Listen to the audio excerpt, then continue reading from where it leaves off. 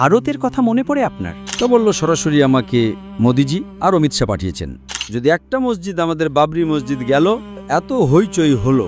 এর কৃতিত্ব আপনার মায়ের দিকে যায় নাকি বাবার দিকে যায়? ডাক্তার জাকির, আচ্ছা ইয়ার আমার সালাম দেবেন, আমার এই প্রশ্নটা করবেন। ভাইটি খুব সুন্দর একটি প্রশ্ন করেছেন, আর উত্তর ধুমধাম।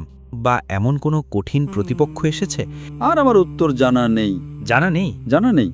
তার নাম হলো রাহুল। শ্রী শ্রী রবিশঙ্কর হোক, উইলিয়াম ক্যাম্বেল হোক, বুদ্ধিমান আপনার কাকে মনে হয়েছে যে ভাই এ তো বেশ চালাক? তো সে খুব রেগে গেল। যখন শাহরুখ খান আপনার সাথে দেখা করে তো কোন বিষয়ে কথা বলে? না, সে আমাকে একটা বিষয় জিজ্ঞাসা করেছিল। কিন্তু শাহরুখ খানের প্রভাব এত বেশি, সেগুলোতে আপনার আগুনে পুড়িয়ে ফেলা উচিত। এটা কি বললেন আপনি?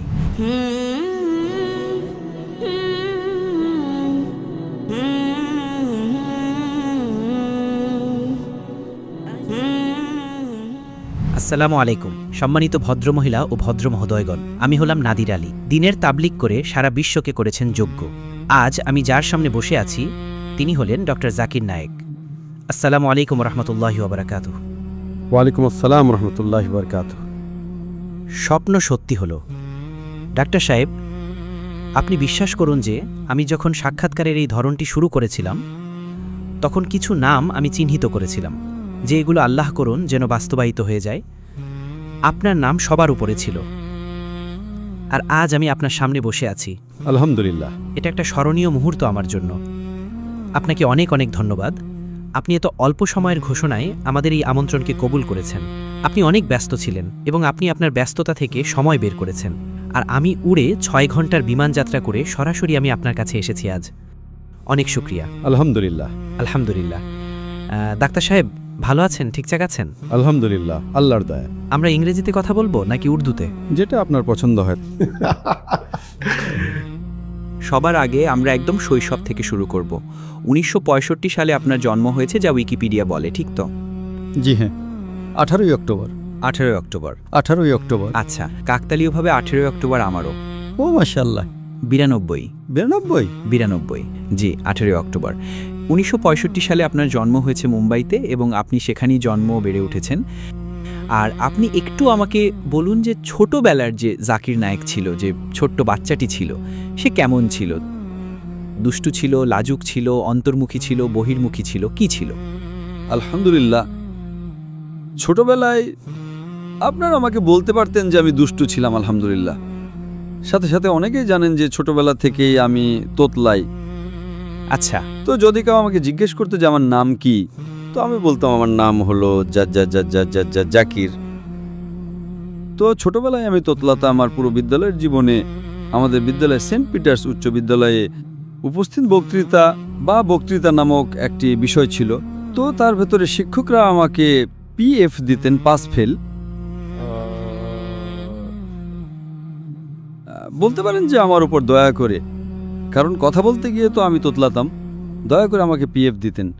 তো ছোটবেলা থেকে আমি তোতলাতাম।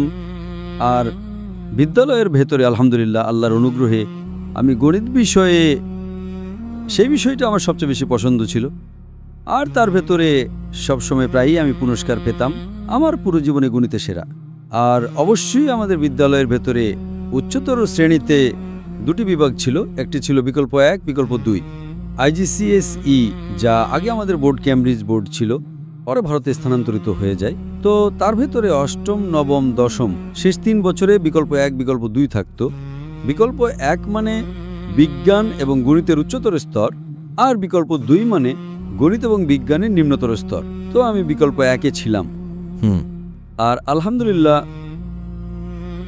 আমাদের বিদ্যালয়, যা একটা প্রোটেস্ট্যান্ট বিদ্যালয় ছিল, খ্রিস্টান বিদ্যালয় ছিল মুম্বাইতে, কিন্তু তার ভেতরে 80% বেশি মাশাআল্লাহ মুসলমান পড়াশোনা করত। সঠিক। তো সবসময় ছোটবেলায় পড়াশোনার দিক থেকে বলতে গেলে আল্লাহর অনুগ্রহে আমি বেশ এগিয়ে ছিলাম, মেধাবী ছিলাম। কিন্তু খেলাধুলায় সবসময়, খেলাধুলার ভেতরে আমি মাঝারি মানের ছিলাম। তো আমার ইচ্ছা ছিল যে আমি একবার দৌড় প্রতিযোগিতা জিততে চাইতাম। দৌড় প্রতিযোগিতায় জিততে চাইতাম স্কুলের ভেতরে। সঠিক। কিন্তু আল্লাহর ইচ্ছা ছিল বিদ্যালয়ের জীবনে আমি কখনোই জিতিনি। কিন্তু যখন আমি মহাবিদ্যালয়ের জীবনে গেলাম, হ্যাঁ, তো এক মুসলমান বন্ধুকে আমি এমন জিজ্ঞেস করলাম যে এই 10 কিলোমিটার দৌড়ের সর্বোচ্চ কীর্তি কি। তো সে আমার উপর হাসতে লাগলো। কীর্তি জিজ্ঞেস করছো, হেঁটে দেখাও, দৌড়ানোর কথা তো অনেক দূর। আর কেউ আমাকে যখন প্রতিদ্বন্দ্বিতার আহ্বান জানায়, তো আমি সবসময় প্রতিদ্বন্দ্বিতা গ্রহণ করি, তবে স্বাভাবিকভাবে পরিস্থিতি বিবেচনা করে, কোনো অযৌক্তিক প্রতিদ্বন্দ্বিতা নয়। তো আমার কাছে 1 সপ্তাহ ছিল সেই দৌড়ে অংশ নেওয়ার জন্য। আর মহাবিদ্যালয়, এটি মেডিকেল মহাবিদ্যালয়ের কথা। আর আলহামদুলিল্লাহ, আল্লাহর অনুগ্রহে 10 কিলোমিটারে আমি স্বর্ণপদক পেলেন? জি হ্যাঁ, 10 কিলোমিটার স্বর্ণপদক। এবং তারপর আমি রাজ্য পর্যায়ে গেলাম। তো আমার মহাবিদ্যালয়ের দিনগুলোতে আমি দীর্ঘ দূরত্বে দৌড়বিদ বেশি ছিলাম।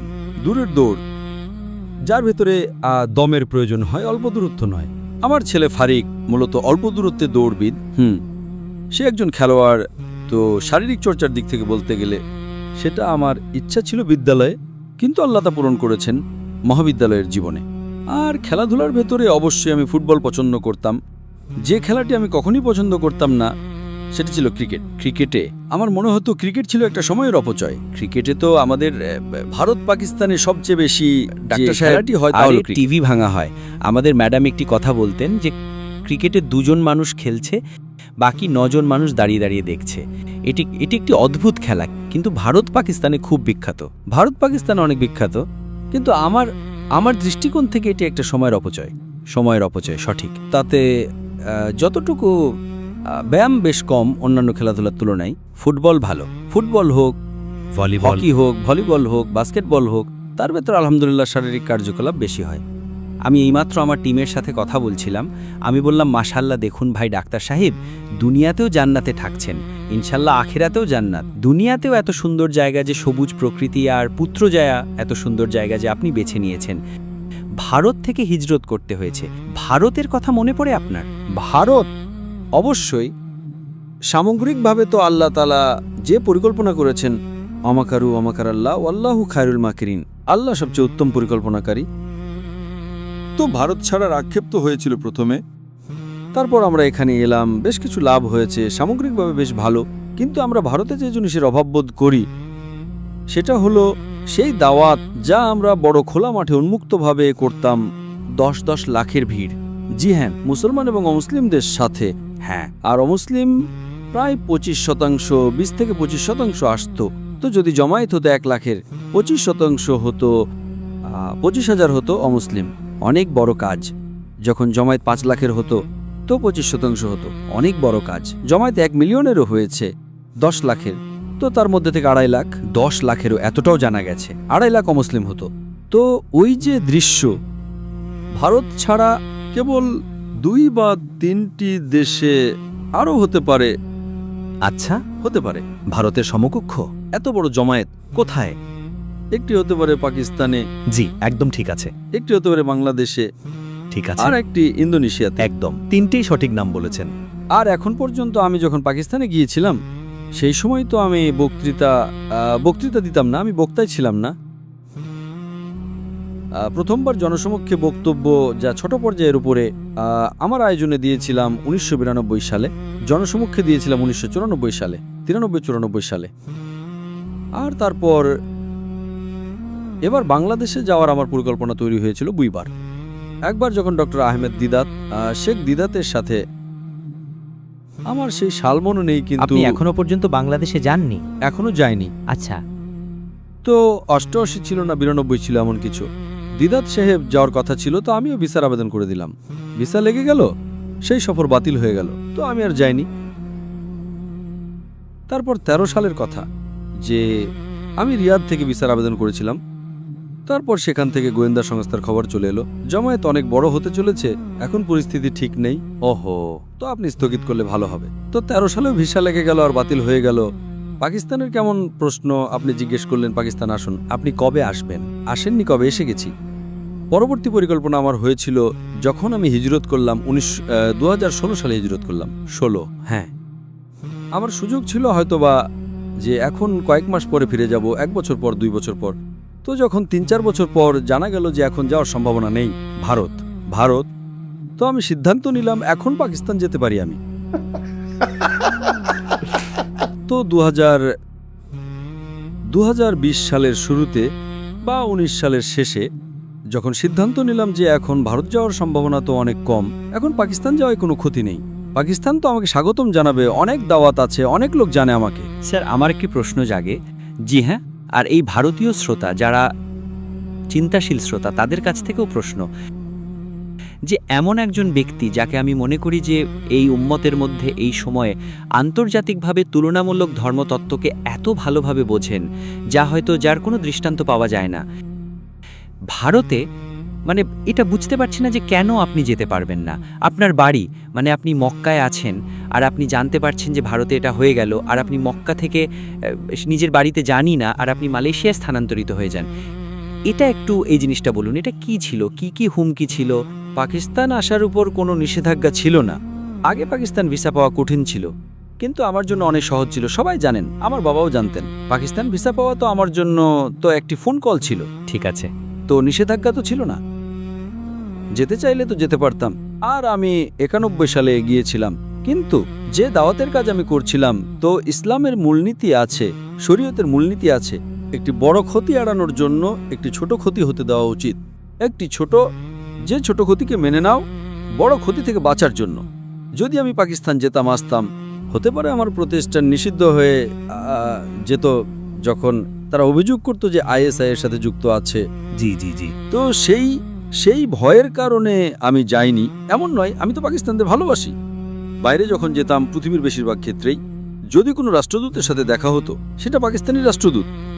যে দেশেই যাই না কেন, তো অনেক বেশি সম্ভাবনা, সেটা সৌদি আরব হোক, UAE হোক, বাহরাইন হোক, উপসাগরীয় দেশ হোক, বিদেশি রাষ্ট্র, যেখানেই যেতাম পাকিস্তানি রাষ্ট্রদূতের সাথে তো সাক্ষাৎ হতোই। খাওয়া দাওয়া করতে, দেখা করতে চলে আসতেন, এবং পাকিস্তানি মানুষদের সাথে তো ভালোবাসা ছিল। কিন্তু সতর্কতামূলকভাবে আমি নিজে পরিবেশ দেখলাম, তো সেই কারণে নিজেই আমি আর যাইনি। এখন কিন্তু কি সম্ভাবনা আছে ডাক্তার সাহেব ভারতে ফিরে যাওয়ার? তো এই জন্যই 2019 সালে যখন আমার সিদ্ধান্ত হয়ে গেল যে ফিরে যাওয়ার সম্ভাবনা তো নেই, তো আমি বললাম না, এখন পাকিস্তান যেতে পারি আমরা। তো আমার পরিকল্পনা ছিল 2020 সালে শেষের দিকে আসার পাকিস্তান। আর আমি মানুষের সাথে যোগাযোগ করলাম, তো পুরো হয়ে গিয়েছিল পরিকল্পনা। তো এটা 2020-এর শুরুর দিকে পরিকল্পনা হলো। আর বড় বড় যে সরকারের মানুষজন আছে সবাই রাজি হলো, কিন্তু চলে আসলো কোভিড চলে আসলো, একদম ঠিক। কোভিড চলে আসলো। তো কোভিড আসার কারণে এটা স্থগিত হয়ে গেল। আর সাধারণত পরিকল্পনা থাকে অনেক, আমার দেশগুলো থেকে আমন্ত্রণ থাকে, তো পরিকল্পনা থাকে। তো সেটার কারণে 2020 সালে আবার বাতিল হয়ে গেল। কোভিড ছিল 2020 মার্চের মধ্যে, পুরো লকডাউন হয়ে গেল। তারপর 21-এ তো কোনো বক্তৃতার সফর হওয়ার নেই। তারপর আবার বক্তৃতার সফর শুরু হলো 2022 সালে।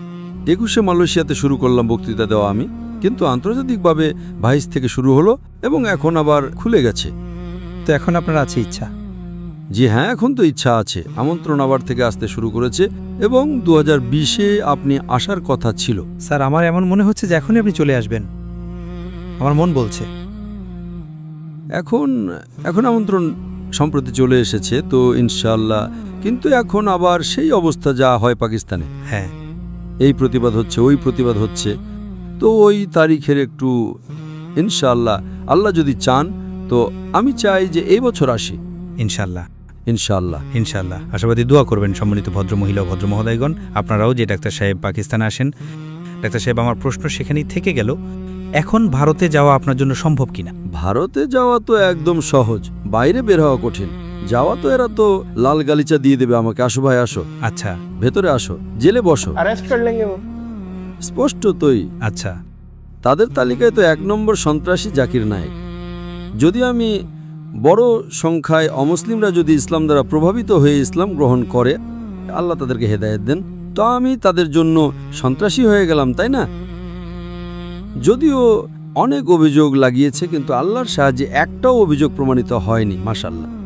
জি, ওই বাংলাদেশি বোমাওয়ালাও আপনার এই খাতায় ফেলে দিয়েছিল। জি হ্যাঁ, ওটা থেকে শুরু হলো। এর আগে তো কোনো সমস্যা ছিল না আমার, কিন্তু বাংলাদেশের ভেতর 1 জুলাই 2016-তে একটা বিস্ফোরণ হলো, একটা সন্ত্রাসী হামলা হলো, যাতে 4 বা 5 জন সন্ত্রাসী জড়িত ছিল, এবং কোনো 21-22 জন বিদেশির তাদের মৃত্যু হলো।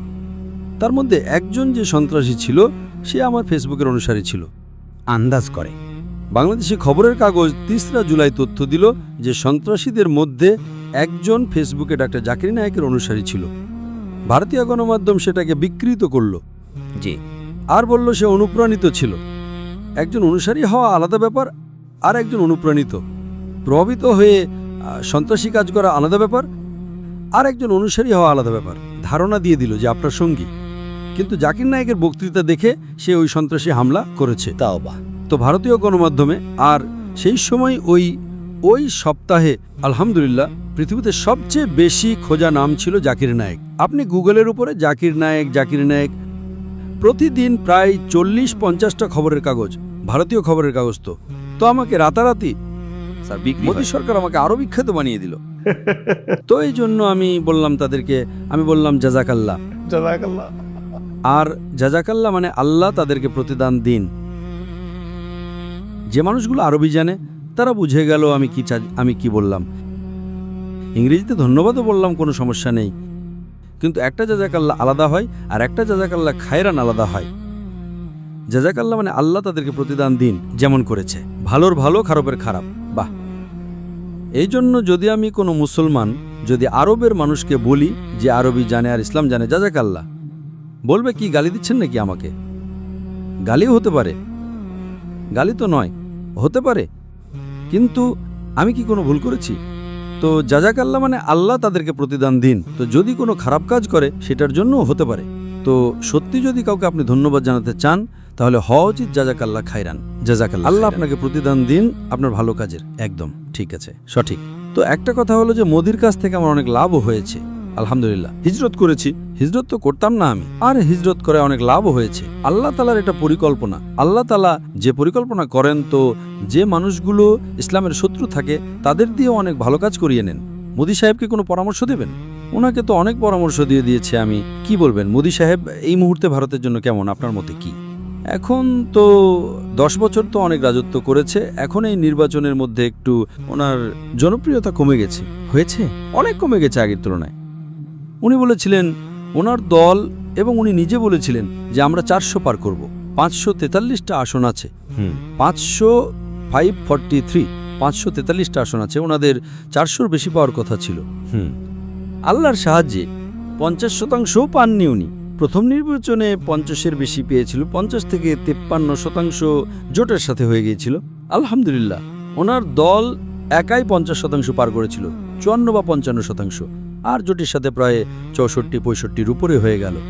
তো এবার বললেন একাই বিজেপি 400 পার। 400 পার মানে 2/3 সংখ্যাগরিষ্ঠতার বেশি, একাই বিজেপি জোট নয়। তো 50% পাওয়ার জন্য 272টা আসন চাই, 272। ওনারা পেলেন প্রায় তার চেয়ে কম পেলেন, প্রায় 250 এমন কিছু কম পেলেন ওনারা। আর জোটের সাথে ওনারা 50% পার করে নিলেন, তো আবারও প্রধানমন্ত্রী হয়ে গেলেন। কিন্তু ওই যে ওনার দাপট ছিল, যে বাড়ছিল আর মানুষজন খোদা মানতে শুরু করেছিল, সেটা এখন কমে গেছে। এই জন্যই যখন ওনাদের কাছে নিরঙ্কুশ সংখ্যাগরিষ্ঠতা থাকে আর যদি জোটের সাথে 2/3 থাকে তাহলে যে কোনো কিছু করতে পারেন, সঠিক খেয়াল খুশি মতো করতে পারেন, সংবিধান নিয়ে ছেলে খেলা করতে পারেন। আর সবচেয়ে বড় ছেলে খেলা ওনারা করেছেন ওই 370 অনুচ্ছেদকে ওনারা নিষিদ্ধ করে দিয়েছেন, বের করে দিয়েছেন। আর কাশ্মীরের স্বাধীনতা সেটাকে সরিয়ে দিয়েছেন।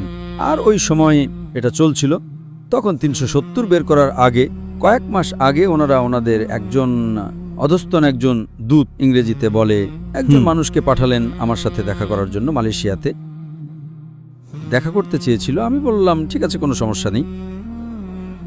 তো আমরা একটা 5-তারা হোটেলে দেখা করলাম। কোথায়? মালয়েশিয়াতে, পুত্রাজায়তে। আমি বললাম আপনাকে কে পাঠিয়েছে? তা বলল সরাসরি আমাকে মোদিজি আর অমিত শাহ পাঠিয়েছেন, প্রধানমন্ত্রী আর স্বরাষ্ট্রমন্ত্রী। এটা কবের কথা? 2018, যখন এই 370 অনুচ্ছেদ বের হলো কাশ্মীরের, তার কয়েক মাস আগে, সঠিক প্রায় এটা 19 যাই হোক ছিল। তো কি কথা হলো এতে? তো উনি বললেন যে আমরা আমাদের মাঝখানে মধ্যে ভুল বোঝাবুঝি সরাতে চাই, সঠিক। তো আমি বললাম আমার মতে যদি আমাকে কেউ পৃথিবীতে আমার পরিবারের পরে ভালোভাবে চেনে সেটা আপনাদের গোয়েন্দা সংস্থা। আমার পরিবারের পরে যদি আমাকে কেউ একদম গভীরভাবে চেনে সেটা আপনারা। আমার জীবন তো একটা খোলা বই, সেটা আলাদা ব্যাপার যে আপনাদের আমার কাজ পছন্দ হয় না হয়তো, কিন্তু আমি কোনোভাবেই সংবিধানের একটাও অংশ আমি ভারত সরকারের কোনো আইন ভাঙিনি। তারা মিটমাট করতে চাচ্ছিল আপনার সাথে। হ্যাঁ, একদম সঠিক। কেন? তো কথা প্রায় হলো 5-6 ঘন্টা ধরে। আচ্ছা, দুপুরের খাবারও খেলাম আমরা একসাথে। তো বলল, না আপনি এত বিখ্যাত, আমরা আপনার সাথে থাকতে চাই, আমরা চাই আপনাকে একদম আবার ভারতে ডাকি, একদম পুরোপুরি সম্পূর্ণভাবে। আপনি এত বিখ্যাত, আপনি এত ভালো কাজ করছেন, আপনার জ্ঞান কেমন দিন সম্পর্কে, আপনি হিন্দু ধর্ম সম্পর্কে জ্ঞান রাখেন, ব্লা ব্লা ব্লা করলো। কোনো তো আমি বললাম, আপনারা চান কি? বললো, কোনো কিছু না। ফাঁদ তো ছিল না ডাক্তার সাহেব যে আসলে ধরে নাও? আল্লাহু আলাম। আচ্ছা, তো আমি বললাম যে আপনারা চান কি? না, আমরা শুধু চাই যে আমাদের সম্পর্ক ভালো হয়ে যাক। তো আমি তাদেরকে পরিষ্কার বললাম যে দেখো, আপনারা যদি আমার কাছ থেকে কোনো কাজ নিতে চান, আমি আমার দেশের জন্য, রাষ্ট্রের জন্য কাজ করতে প্রস্তুত। আমি 2টা শর্ত দিলাম। 2টা শর্ত? হ্যাঁ, 2টা শর্ত। এক শর্ত হলো, যা আপনি আমাকে বলবেন তা কোরআন এবং হাদিসের বিরুদ্ধে হওয়া যাবে না। 1 নম্বর শর্ত। আল্লাহ এবং আল্লাহ রাসূল এর শিক্ষার বিরুদ্ধে হওয়া যাবে না। বাহ। আর 2 নম্বর, আমাকে আপনাদের টাকার দরকার নেই। যদি এই 2 শর্ত পূরণ হয়ে যায়, আপনারা যা আমার কাছ থেকে কাজ নিতে চান, আমি আমার দেশের জন্য প্রস্তুত। তারপর? তো উনি বললেন, খুব ভালো, কোনো সমস্যা নেই। তো কথা হলো, অনেক কথা হলো। আপনারা চান কি? না, না কিছু না, আমরা চেষ্টা করব এখন আপনাকে ফিরে আসার জন্য। সেই সময় তো কিছু বলেনি, কিন্তু একদম মিটমাট করে নিল, এমন যে ভাই এখন আমরা কয়েক মাসের মধ্যে আপনি আবার থেকে আসতে পারেন। আমার আশা তো ছিল না। আমি বললাম, যদি আপনারা, তারপর আমাকে বলতে লাগলেন ওই ব্যক্তি যে এসেছিল ওখান থেকে, দিল্লি থেকে, যে আমরা চাই যে আপনি আমাদের সরকারকে সমর্থন করুন কাশ্মীর বিষয়ে। আমাদের সরকারকে সমর্থন করুন কাশ্মীর বিষয়ে। তো আমি বললাম, এটা তো অসম্ভব। আমি আমার মুসলমান ভাইদের সাথে বিশ্বাসঘাতকতা তো করতেই পারি না। যে মুসলমানরা কাশ্মীরে আছে তাদের অধিকার হলো স্বাধীনতা, আর যে তারা চুক্তি করেছে তার অধীনে থাকলে তো কোনো সমস্যা নেই। অনুচ্ছেদ 370 হলো এমন একটা অংশের, এটা একটা সংবিধান যার ভেতরে তারা স্বাধীনতা পেয়েছে। কিছু জিনিসের ভেতরে স্বায়ত্তশাসন আছে, কিছু জিনিসের ভেতরে তার সাথে ভারত সরকারের আছে। কিন্তু আপনারা যদি কত স্বায়ত্তশাসনকে বের করে দেন, তা তো বাড়াবাড়ি তাদের উপরে। ভারতকে যখন স্বাধীনতা পেল, অনেক এমন যে ভারতের অংশগুলো আছে তারা স্বায়ত্তশাসিত, এতে তো আমি কিছু করতে পারি না। এটা তো কোরআনের বিরুদ্ধে আছে, হাদিসের বিরুদ্ধে আছে। আমার মুসলমান ভাইয়ের সাথে বিশ্বাসঘাতকতা আছে। তাদের প্রতিক্রিয়া তো, না এমন না তেমন কিছু বলেননি, প্রশ্নের বাইরে। হ্যাঁ, এটা বলতে পারি যে ভুল হচ্ছে এবং আমি পুরোপুরি এর বিরুদ্ধে। ঠিক আছে, তাদের ধরন ছিল, এটা বিজেপি সরকারের ধরন, যে মুসলমানকে যদি যা চান, নিজের কাজ করানোর জন্য হোক, ওলামা হোক, ব্যবসায়ী মুসলমান হোক, যে কেউ হোক, বা অমুসলিম হোক, তারা প্রথমে এসে ভালোবেসে কথা বলে, তারপর চেষ্টা করে টাকা দিয়ে কেনার। না কেনা গেলে হুমকি দেয়, ভেতরে করে নেবে। এটা তাদের সূত্র। ভালোবেসে করো, প্রশংসা করো, আমরা তোমাদের লাভ দেব। 2 নম্বর, টাকা দিয়ে কেন। প্রায় এই প্রথম 2টাতে প্রায় মানুষ রাজি হয়ে যায়। তৃতীয় হলো, না করলে আমরা ইডিএর তল্লাশি চালাবো, আয় করে তল্লাশি চালাবো। তো আমার সাথে তো সবকিছুই করে নিয়েছে তারা, আমার সমস্যাই নেই। পুলিশ পাঠিয়েছে, ইডি পাঠিয়েছে, এটা পাঠিয়েছে, 1 নম্বর সন্ত্রাসী বলে দিয়েছে। তো আমি ধন্যবাদ বলি, যদি মানুষ মুসলমানের মধ্যে, তো অনেক মানুষ, প্রায় মানুষ জানতো ভারতে, অমুসলিমের মধ্যেও জানতো ভারতে, কিন্তু মোদির পরে এই গদি গণমাধ্যম যা আছে সেটা, যে আমাকে সবসময় গণমাধ্যমে আসার কারণে এখন তো মাশাআল্লাহ অনেক ছোট শতাংশ অমুসলিম ভারতে হবে যারা আমাকে চেনে না। আমার মনে হয় না যে চেনে না। অনেক কম হবে। তো এটা তাদের কারণে। আর তারপর যখনই আমি ভ্রমণ করি, হোক মালয়েশিয়াতে বা বাইরে, অমুসলিমরা এখনও আমাকে ভালোবাসে। তাদের মূল সমস্যা ছিল যে যখন মুসলমানরা আমার বক্তৃতায় আসে সেটা আলাদা কথা, কিন্তু প্রভাবিত হয়ে সেটা ইসলামের যে ভুল ধারণা দূর হয়ে যায়, আর অনেক মানুষ ইসলামও গ্রহণ করে। তো সেটার কারণে তাদের ক্ষতি হচ্ছিল, ওই যে হিন্দুত্বের যে বিবৃতি ছিল না। আর তারপর পরে এনএআইসি আইন চলে আসলো, ওই খসড়া আইন পাশ হয়ে গেল। তারা চেয়েছিল, তার ভেতরেও আমি সমর্থন করি। আমি বললাম, প্রশ্নের বাইরে। তো সেই সময় কারণ আমরা আবার ওইদিকে আসি, যে তারা সংখ্যাগরিষ্ঠতে ছিল, তো পাশ করতে পারত। করো, সংসদে যাও, কেউ আপত্তি নিতেই পারে না।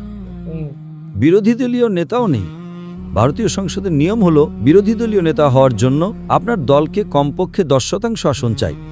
তো 543-এর মধ্যে 55টা আসন যদি আপনার দল পায়, তবে আপনি বিরোধী দলীয় নেতা হতে পারেন। এই 10 বছর পর্যন্ত কোনো দল 55টা আসনও পায়নি, তো বিরোধী দলীয় নেতা ছিলই না। কিন্তু এই নির্বাচনে এখন যা কিছু কয়েক মাস আগে শেষ হলো, 2024 সালে শেষ হলো, আলহামদুলিল্লাহ এতে কংগ্রেস 99টা আসন পেয়ে গেছে। আর বাকি যে ভারতের জোট ছিল তারা সংখ্যাগরিষ্ঠতা তো পায়নি, কিন্তু কাছাকাছি ছিল। তো এখন বিরোধী দল শক্তিশালী। এখন কি হয়ে গেল, এখন যে বলছেন না তাদের চাপ এবং দাপট মোদির এখন কমে গেছে, হয়ে গেছে। এখন এই দুটো প্রধান যা সংসদের সাথে যে ছেলেখেলা করেছে মুসলমানদের সাথে, এবং যা সংসদে যা সংবিধানে পরিবর্তন করে যা সংশোধনী করে যা মুসলমানের উপর জোরপূর্বক অনেক কিছু করেছে, এই দুটো প্রধান ছিল। এখন তৃতীয় করতে যাচ্ছিল। কয়েক সপ্তাহ আগে একটা সংশোধনী খসড়া আইন নিয়ে এসেছেন তারা, ওয়াকফ সংশোধনী খসড়া আইন। ওয়াকফ তো আপনারা জানেন একটা সম্পত্তি দান। আর ভারতে একটা সংস্থা যার কাছে সবচেয়ে বেশি জমি আছে, 1 নম্বর হলো ভারতের প্রতিরক্ষা বিভাগ, 2 নম্বর হলো ভারতীয় রেলওয়ে, 3 নম্বর হলো মুসলিম ওয়াকফ বোর্ড। তো মুসলিম ওয়াকফের যে সম্পদ আছে, যে সম্পত্তি আছে, তা 9.4 লাখ একর আছে। ওহো, 9.5 লাখ প্রায়, একটা 9.5 লাখ একর আছে, বলুন। অর্থাৎ 41 বিলিয়ন বর্গ ফুট, অর্থাৎ 3800 বর্গ কিলোমিটার। দেশের চেয়েও বেশি আছে। আমরা ছোট ছোট দেশ যা বাইরে আছে তার চেয়েও বড় আছে। জি জি জি। তো এরা এখন খসড়া আইনে সংশোধনে আনতে চায় যে ওই খসড়া আইনের বোর্ডের উপরে আমরা অমুসলিমকে রাখব, আমরা সরকারকে আরও ক্ষমতা দেব। তো ভারতীয় সংবিধানে, এই ভারতীয় সংবিধান যখন ভাগ হলো, তো সেটাকে ভারতকে তো গণতান্ত্রিক দেশ বানিয়েছে, কিন্তু আমাদের যে মুসলমান ছিল তারা যে মুসলিম পার্সোনাল ল বোর্ড প্রতিষ্ঠা করেছে, এটা একটা অসাধারণ ব্যাপার। তো এই জন্য কোনো অমুসলিম দেশ পৃথিবীর আছে, ভারত অন্যতম সেরা এবং সবচেয়ে সেরা আমি বলবো, কারণ মুসলিম পার্সোনাল ল বোর্ড আছে। ওয়াকফের সম্পত্তি যা আছে, যা মুসলমানরা খসড়া করেছে সংবিধানে, এই ওয়াকফের যে বিষয়গুলো আছে তা অনেক মুসলিম দেশের চেয়ে ভালো। মুসলিম দেশে যে ওয়াকফের বিষয়গুলো আছে, ওই ভারতীয় ওয়াকফ বোর্ড আরও শক্তিশালী। এতটা সুরক্ষিত করা হয়েছে যাতে যে আমাদের দাদা বাপ দাদা পরদাদা ছিল, যারা দশক এবং বছর আগে, 100 বছর 150 বছর আগে যা ওয়াকফ করেছে, সেটাকে সুরক্ষিত করেছিল, এখন এই মোদী সরকার সেটাকে দখল করতে চায়। তৃতীয় বৃহত্তম ব্যক্তিগত এটা। এই ওয়াকফ যা আছে এটা সরকারিময়, ওগুলো বাকি তো সরকারের আছে না, প্রতিরক্ষা এবং রেলওয়ে, এটা তো ব্যক্তিগত মুসলমানের, অর্থাৎ আল্লাহর জন্য ওয়াকফ করা হয়েছে। তো শুধু মুসলমানদেরই লাভ হওয়া উচিত। তো তার ভেতরে তারা সংশোধনী নিতে চায়। ঠিক আছে, কিছু মুসলমান ভুল করেছে, কিছু মুসলমান যারা মুতাওয়াল্লি আছে এখন টাকা খেয়েছে আর লাভ নিয়েছে। তো লাভ নেওয়া এই ওয়াকফ বোর্ডের ক্ষতি হচ্ছে, তো সেই আড়ালে সেটাকে অজুহাত বানিয়ে বলে আমরা সংশোধনী করতে চাই। সংশোধন করলে তো এরা পুরো দখল করতে পারে। আপনি বুঝেছেন তো? বুঝে গেছি। কিছু মুসলমান ভুল, যারা মুতাওয়াল্লি আছে নিজেদের লাভের জন্য ঘুষ নেয়, কম দামের উপরে জমি দিয়ে দেয় ভাড়ায়, আর অনেক সময় সরকার সস্তা ভাড়া নিয়ে নেয়। আপনাদের হয়তো জানা নেই পৃথিবীর সবচেয়ে দামি বাড়ি কোথায় আছে? মুম্বাইতে। কার আছে? মুকেশ আম্বানির। তা $2 বিলিয়ন মূল্যের। কেউ বলে 1, কেউ বলে 1.5। $2 বিলিয়ন মুকেশ আম্বানির। বলুন। পৃথিবীতে সবচেয়ে দামি বাড়ি, যা 27 তলা ভবন আছে অ্যান্টিলিয়া, তার উপরে 3টি হেলিপ্যাড আছে। পৃথিবীর সবচেয়ে দামি বাড়ি। তার সম্পত্তি কার আছে? ওয়াকফ বোর্ডের সম্পত্তি আছে। আচ্ছা, এই মুসলিম ওয়াকফের ছিল, কিন্তু ওয়াকফের কোনো মুসলমান গন্ডগোল করেছে, হয়তো ঘুষ বা কি আমার জানা নেই বিস্তারিত। তার উপরে আদালতে মামলা হয়েছিল। আদালতে মামলা হওয়ার কারণে মাস পর্যন্ত বা কয়েক বছর পর্যন্ত সে নিজের বাড়িতে প্রবেশও করতে পারেনি, কিন্তু এখন তা পরিষ্কার হয়ে গেছে। আচ্ছা, আমি অবশ্যই বলবো যে হয়তো এই যে হিন্দু আমাদের ভাইয়েরা দেখছেন, হয়তো তারা হয়তো দ্বিমত করবেন এই কথায়, এমন না। এবং এটা না, বেশ বিখ্যাত এই মামলা হয়ে গিয়েছিল। হ্যাঁ, সেটা আলাদা ব্যাপার যে তার ভেতরে মুসলমানের ভুল তো হবেই। তারা কিভাবে তাকে দিল? ওয়াকফ সম্পত্তি আপনারা বেচতে পারেন না, ওয়াকফ আছে না? হ্যাঁ, ওয়াকফ সম্পত্তি আপনারা ভাড়া করতে পারেন, এটা করতে পারেন। তো এই জন্য আমি বলি যে কিছু মুসলমান নিজেদের লাভের জন্য কিছু ভুল করে যাবে। তো সেটাকে উন্নত করার জন্য আপনারা আইনে পরিবর্তন আনতে পারেন। এত পরিবর্তনে তো এনো না যে পুরো দখল করতে পারে। তারা বলল, আচ্ছা আমরা আবার থেকে যাচাই করব ওয়াকফ সম্পত্তি আছে কিনা। আমরা অমুসলিমকে বানাবো, তাহলে তার কমিটিতে অমুসলিম কিভাবে কমিটিতে আসতে পারে? তারপর বলতে লাগলো যদি কোনো সমস্যা হয় তো ডিএম এবং জেলা ম্যাজিস্ট্রেট করতে পারে। ওই জেলা ম্যাজিস্ট্রেট তো রাজনীতি, ওই তো পুরো রাজনৈতিকভাবে নিয়োগপ্রাপ্ত। তার মানে এটা যদি সংশোধনী খসড়া আইন চলে আসে তো সরকার চাইলে তো আরামে সম্পত্তি দখল করতে পারে। ঠিক আছে। তো এটা আমি কয়েকদিন আগে বললাম, আমার যে গত শনিবারে হয়েছিল, আজকে বৃহস্পতিবার, তো 4 বা 5 দিন আগে আমি আমার সরাসরি প্রশ্নোত্তর পর্বে বললাম আস্ক ডক্টর জাকিরে। তো এখন ভারতীয় গণমাধ্যমে আবার থেকে চলে এসেছে ডক্টর জাকির নায়েক উত্তেজনামূলক বয়ান দিচ্ছে, মুসলমানকে উস্কাচ্ছে, ভারত সরকারের বিরুদ্ধে। শুরু হয়ে গেল। না, ওই ডাক্তার সাহেব উত্তর পাইনি আমি, যে যখন আপনি তাদেরকে উত্তর দিয়ে দিলেন যে ভারতীয় কর্মকর্তারা এসেছিলেন, তো তাদের কি প্রতিক্রিয়া ছিল? তারা কি তারপর উঠে চলে গেলেন? কি কথা হলো? না, ওই সময় তো পরে আমার যোগাযোগে ছিলেন না। যখন গেলেন তো একদম ভালোভাবেই গেলেন। এখন আপনারা এখন সবুজ সংকেত দিয়ে দিন, আপনারা আবার থেকে ভারতে আসতে পারেন। আমার তো আশা ছিল না, কিন্তু আমি আমার দেশের জন্য যা কিছু জায়েজ আছে। ভারত একটা মহান দেশ। মোদি যদি কোনো সমস্যা করে তো মতবিরোধ হতে পারে, জায়গার সাথে নয়। ভারত অমুসলিম দেশগুলোর মধ্যে পৃথিবীর অন্যতম সেরা একটা। আচ্ছা, অমুসলিম দেশগুলোর মধ্যে থেকে অনেক মুসলিম দেশের চেয়েও ভালো আছে, সঠিক। আলহামদুলিল্লাহ। সেটা একটা আলাদা বিষয়। এখন ভারতে আপনি যাবেন না? না, আল্লাহ চাইলে তো কেন নয়। যদি এখন মোদি না থাকে আর যে পরবর্তী সরকার যদি ন্যায়পরায়ণ হয় তাহলে অবশ্যই যাব আমি। কারণ এখন পর্যন্ত আমি দোষী সাব্যস্ত হইনি। যখন ভারত সরকার দায়ের করলো আমার বিরুদ্ধে আদালতের ভেতরে, আমার পুরো সম্পত্তিকে বাজেয়াপ্ত করে নিল, তো আমরা তাদের আদালতের ভেতরে তার বিরুদ্ধে আবেদন দায়ের করলাম। তো তার বিচারক যে ছিল ইডি আদালতের প্রধান বিচারক, তার নাম ছিল মনমোহন সিং, সে শিখ ছিল। তো সে যখন অভিযোগ লাগালো জাকির সন্ত্রাসী আছে, সন্ত্রাসী বয়ান দেয়, মানুষকে বলে, উত্তেজনামূলক বয়ান দেয় এবং সন্ত্রাসবাদ ছড়ায়, তো ওই বিচারক বলল যে আপনাদের হয়তো জানা নেই, আমি শত শত ডাক্তার জাকির নায়েকের বক্তৃতা দেখে ফেলেছি। বাহ! আপনারা আমাকে একটা বক্তৃতা বলুন ওনার, ডাক্তার জাকির নায়েকের প্রসঙ্গের ভেতরে উনি সন্ত্রাসবাদকে প্রচার করেছেন, আর আমি ওনার পুরো সম্পত্তির উপরে বাজেয়াপ্ত করার নির্দেশ দিয়ে দেব। ঠিক আছে, শুধু একটা হ্যাঁ বলেনি। আইনজীবী চুপ হয়ে গেল। তো উনি বললেন যে আপনারা কি ডাক্তার জাকির নায়েকের বয়ান দেখেছেন? তো আইনজীবী বললেন না, দেখিনি আমি। তো আপনারা যখন শুনেননি ওনার উপর অভিযোগ লাগাচ্ছেন, অন্তত শুনুন তো ঠিক করে। তো ঐতিহাসিক রায় ছিল এটা। তো তার উপরে স্থগিতাদেশ চলে আসলো। ব্যাস, স্থগিতাদেশ আসার কারণে আমরা ওটাকে বেচতে পারি না, সম্পত্তিকে ভাড়া দিতে পারি না। কিন্তু তারপর আপনার জানা আছে যদি কোনো বিচারক, ঠিক, সে সময় মোদির অনেক ক্ষমতা এখনো আছে, বিচার ব্যবস্থা আছে, না একটু বেশি, তো বিচার ব্যবস্থাও ভয় পেতে শুরু করেছিল।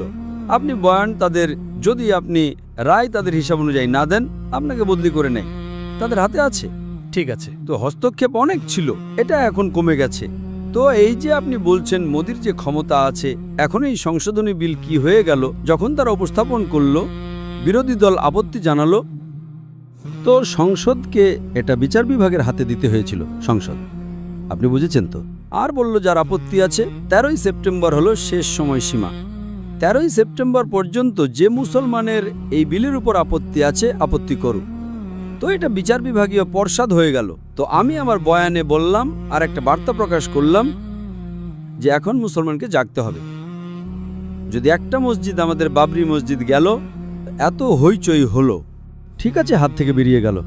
যদি এই সংশোধনী বিল পাশ হয়ে যায় তো হাজারো মসজিদ যাবে। কারণ এই ওয়াকফ সম্পত্তি, যেমনটা আমি বললাম, 3800 বর্গ কিলোমিটারের চেয়ে বেশি আছে। এটা হলো একটা 9.5 লাখ প্রায় একর জমি আছে। এর ভেতরে হাজারো মসজিদ আছে, লাখো হবে, হাজারো গোরস্থান আছে, মাদ্রাসা আছে, সম্পত্তি আছে, আরামে হাত থেকে চলে যেতে পারে, আমরা কিছু করতে পারবো না। তো আমি বললাম মুসলমানদের যদি আপনারা না জাগেন আজ, আল্লাহ আপনাকে দোষী সাব্যস্ত করবেন, আপনাকে এবং আমাদেরকে। এসেছে নিঃসন্দেহে, এটা আমাদের দায়িত্ব। নিঃসন্দেহে। যদি আমাদের বাপদাদারা পরদাদারা ওয়াকফ করেছে তো আমাদের ভালোর জন্য, আর আমরা ঘুমাচ্ছি, আমরা এর জন্য দায়ী। তো আমি বললাম আপনারা গিয়ে আপত্তি তুলুন। আর যদি 2.5% মুসলমানও, আমাদের জনসংখ্যা 210 নিযুত আছে, 21 কোটি পিডব্লিউ প্রতিবেদন অনুযায়ী এবং ভারতীয় প্রতিবেদন, যদি 2.5%, যদি 50 লাখও আপত্তি করে 2.5% শুধু, তো এই বিল থেমে যাবে। তো কারণ আমি মুসলমানদের বলছিলাম আপত্তি নিন, তো এই গদি গণমাধ্যমকে আপনি দেখবেন এখন শুরু হয়ে গেছে। আমি কাল পরশু দেখছিলাম ও ডক্টর জাকির নায়েক ঘৃণা উস্কাচ্ছে। কি ঘৃণা উস্কাচ্ছে? আমি অধিকার চাইছি আমাদের। যদি আমি পথ দেখানোর চেষ্টা করছি মুসলমান ভাই এবং বোনদের যে আপনারা এই বিল প্রত্যাখ্যান করুন, তো এই সংশোধনী বিল থেমে যাবে আর মুসলমানের লাভ হবে। ডাক্তার সাহেব, আপনি যে পরিবেশে এসেছেন, ধর্মীয় পরিবেশে, এর কৃতিত্ব আপনার মায়ের দিকে যায় নাকি বাবার দিকে যায়? কার দিকে যায় সেখান থেকে? ওই মানুষগুলো পরিবেশে ছিল নাকি আপনি বেরিয়েছেন ঘর থেকে এবং আপনি একটা ঐতিহ্য ধরে রেখেছেন? এটা কি হলো বলুন।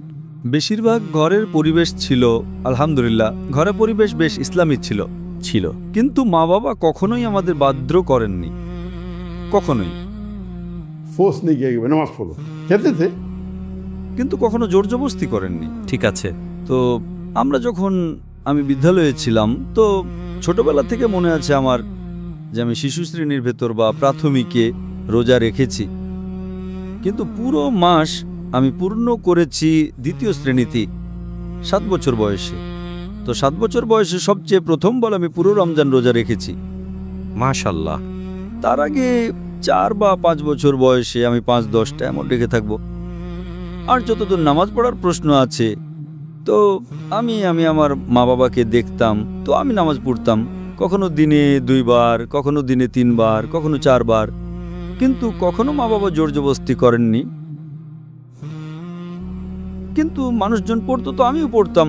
7ম বা 8ম শ্রেণীর মধ্যে হবে যখন আমার মা বাবার একজন বান্ধবী ছিল, যে আমাকে বলল যে বেটা আপনি যখন নামাজ পড়েন তো 5 ওয়াক্ত পড়েন। আমি বললাম কখনো কখনো পড়ি, কখনো 3 বার, কখনো 4 বার, কখনো 5 বার।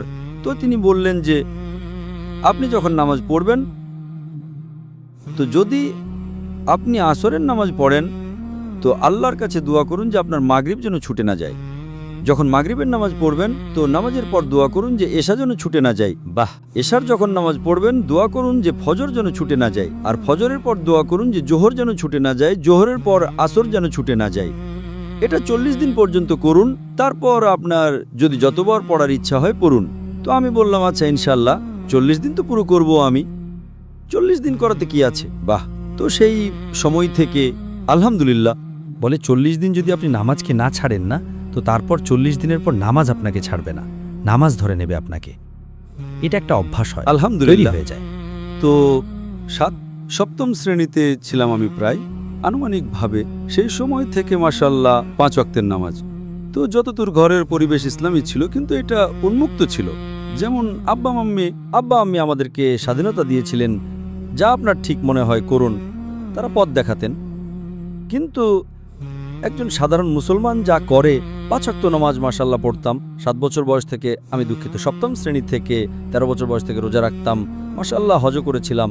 তো পরিবেশ তেমন যা সাধারণ মুসলমান ভালো, কিন্তু যে দাওয়াতি মেজাজ ছিল না আমার জীবনে।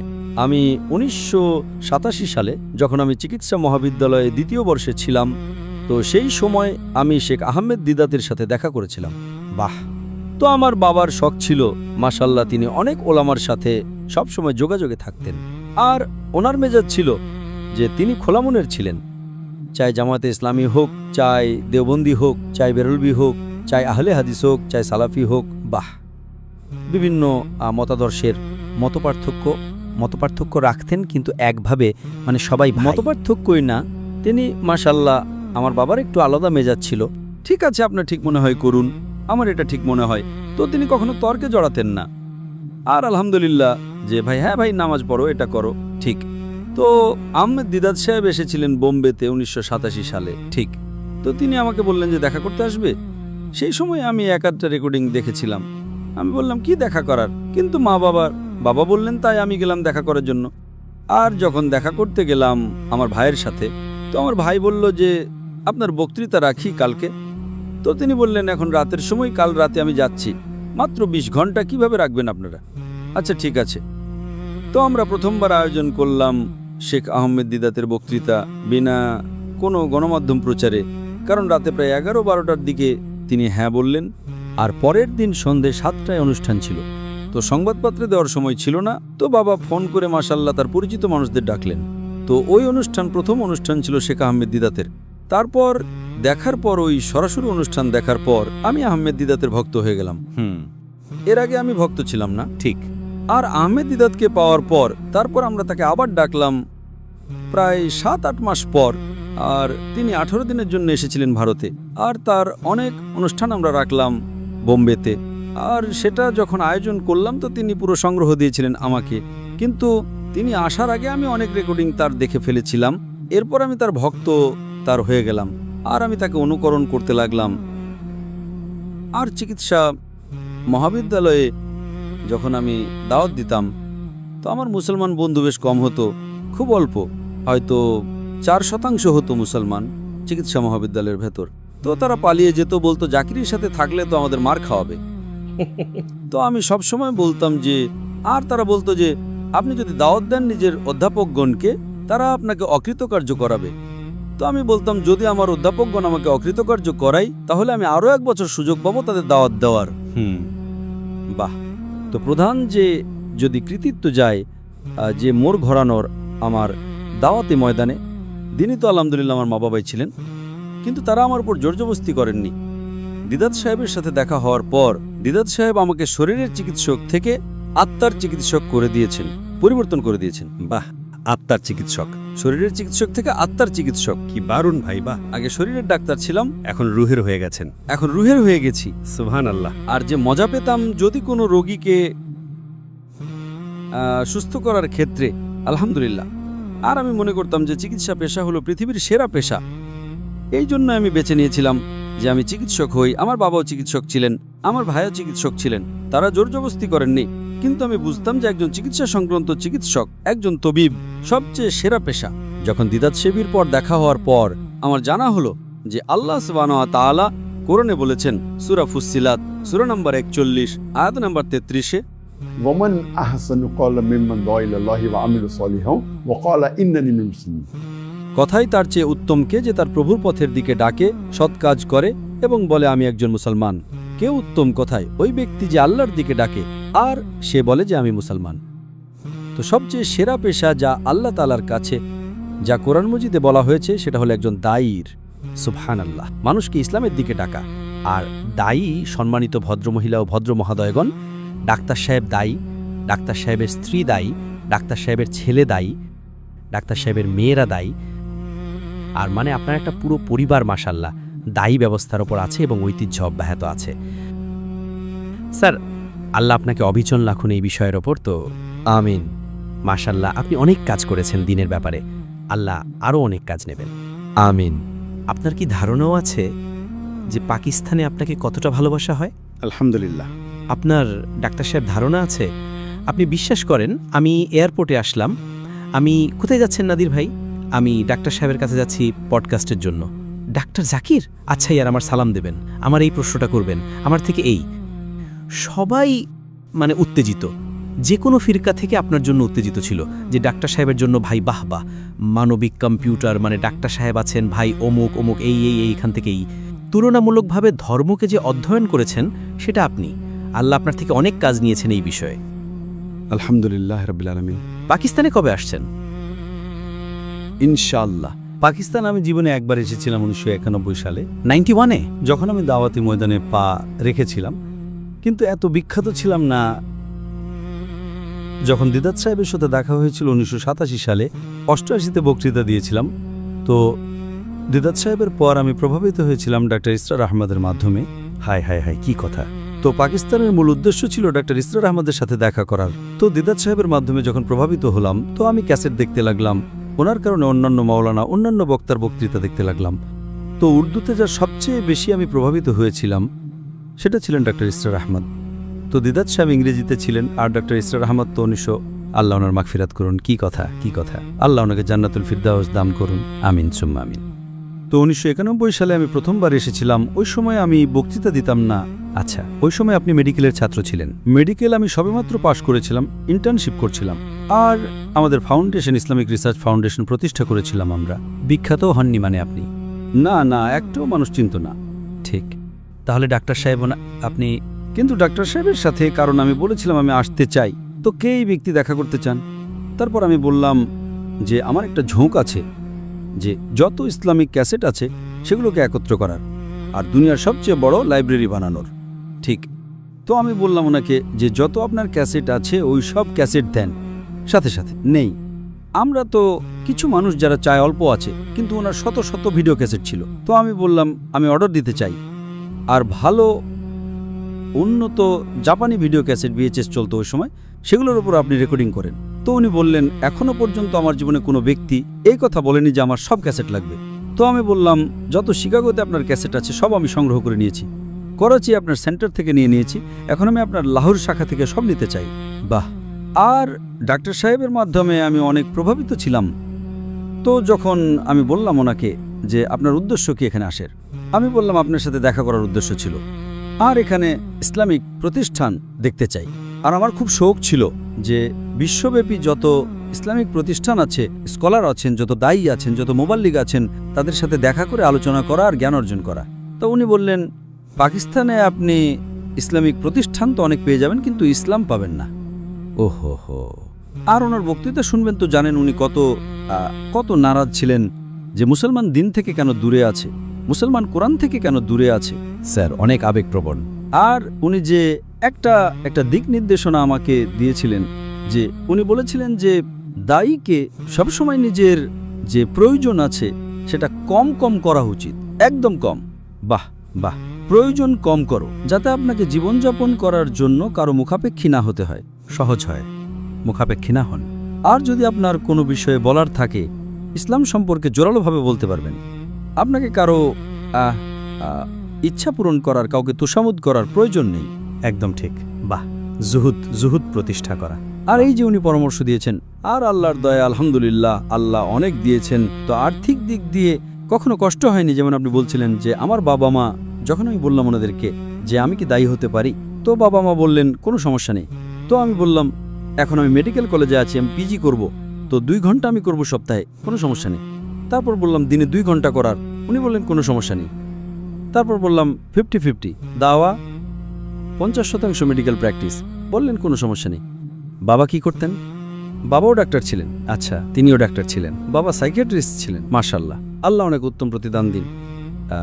তো তারপর আমি বললাম যে 50-50, বললেন কোনো সমস্যা নেই। তারপর বললাম 2 ঘন্টা মেডিকেল প্র্যাকটিস করব, বাকি দাওয়া করব, বললেন কোনো সমস্যা নেই। আর এসব এমন নয় যে 2 বছর পর হয়েছে, 3 মাস পর। তো 1.5-2 বছর আমি বললাম বাবা মার কাছে যে আমি শতভাগ দাওয়া করব, বললেন কোনো সমস্যা নেই। তো পুরো সমর্থন ছিল ওনাদের সমর্থন ছিল। তো আমার কোনো, যতদূর আমার আর্থিক সমস্যায় ছিল না। যখন আমি ডাক্তার ইসরার আহমদ সাহেবের সাথে দেখা করলাম, তো উনি বললেন নিজের প্রয়োজন আপনি কম করেন। আর এটা আমি আগে বলেছি আপনাকে, কিন্তু উনি বললেন যে আপনাকে দুটোর মধ্যে একটা বেছে নিতে হবে, দুনিয়া নাকি দিন।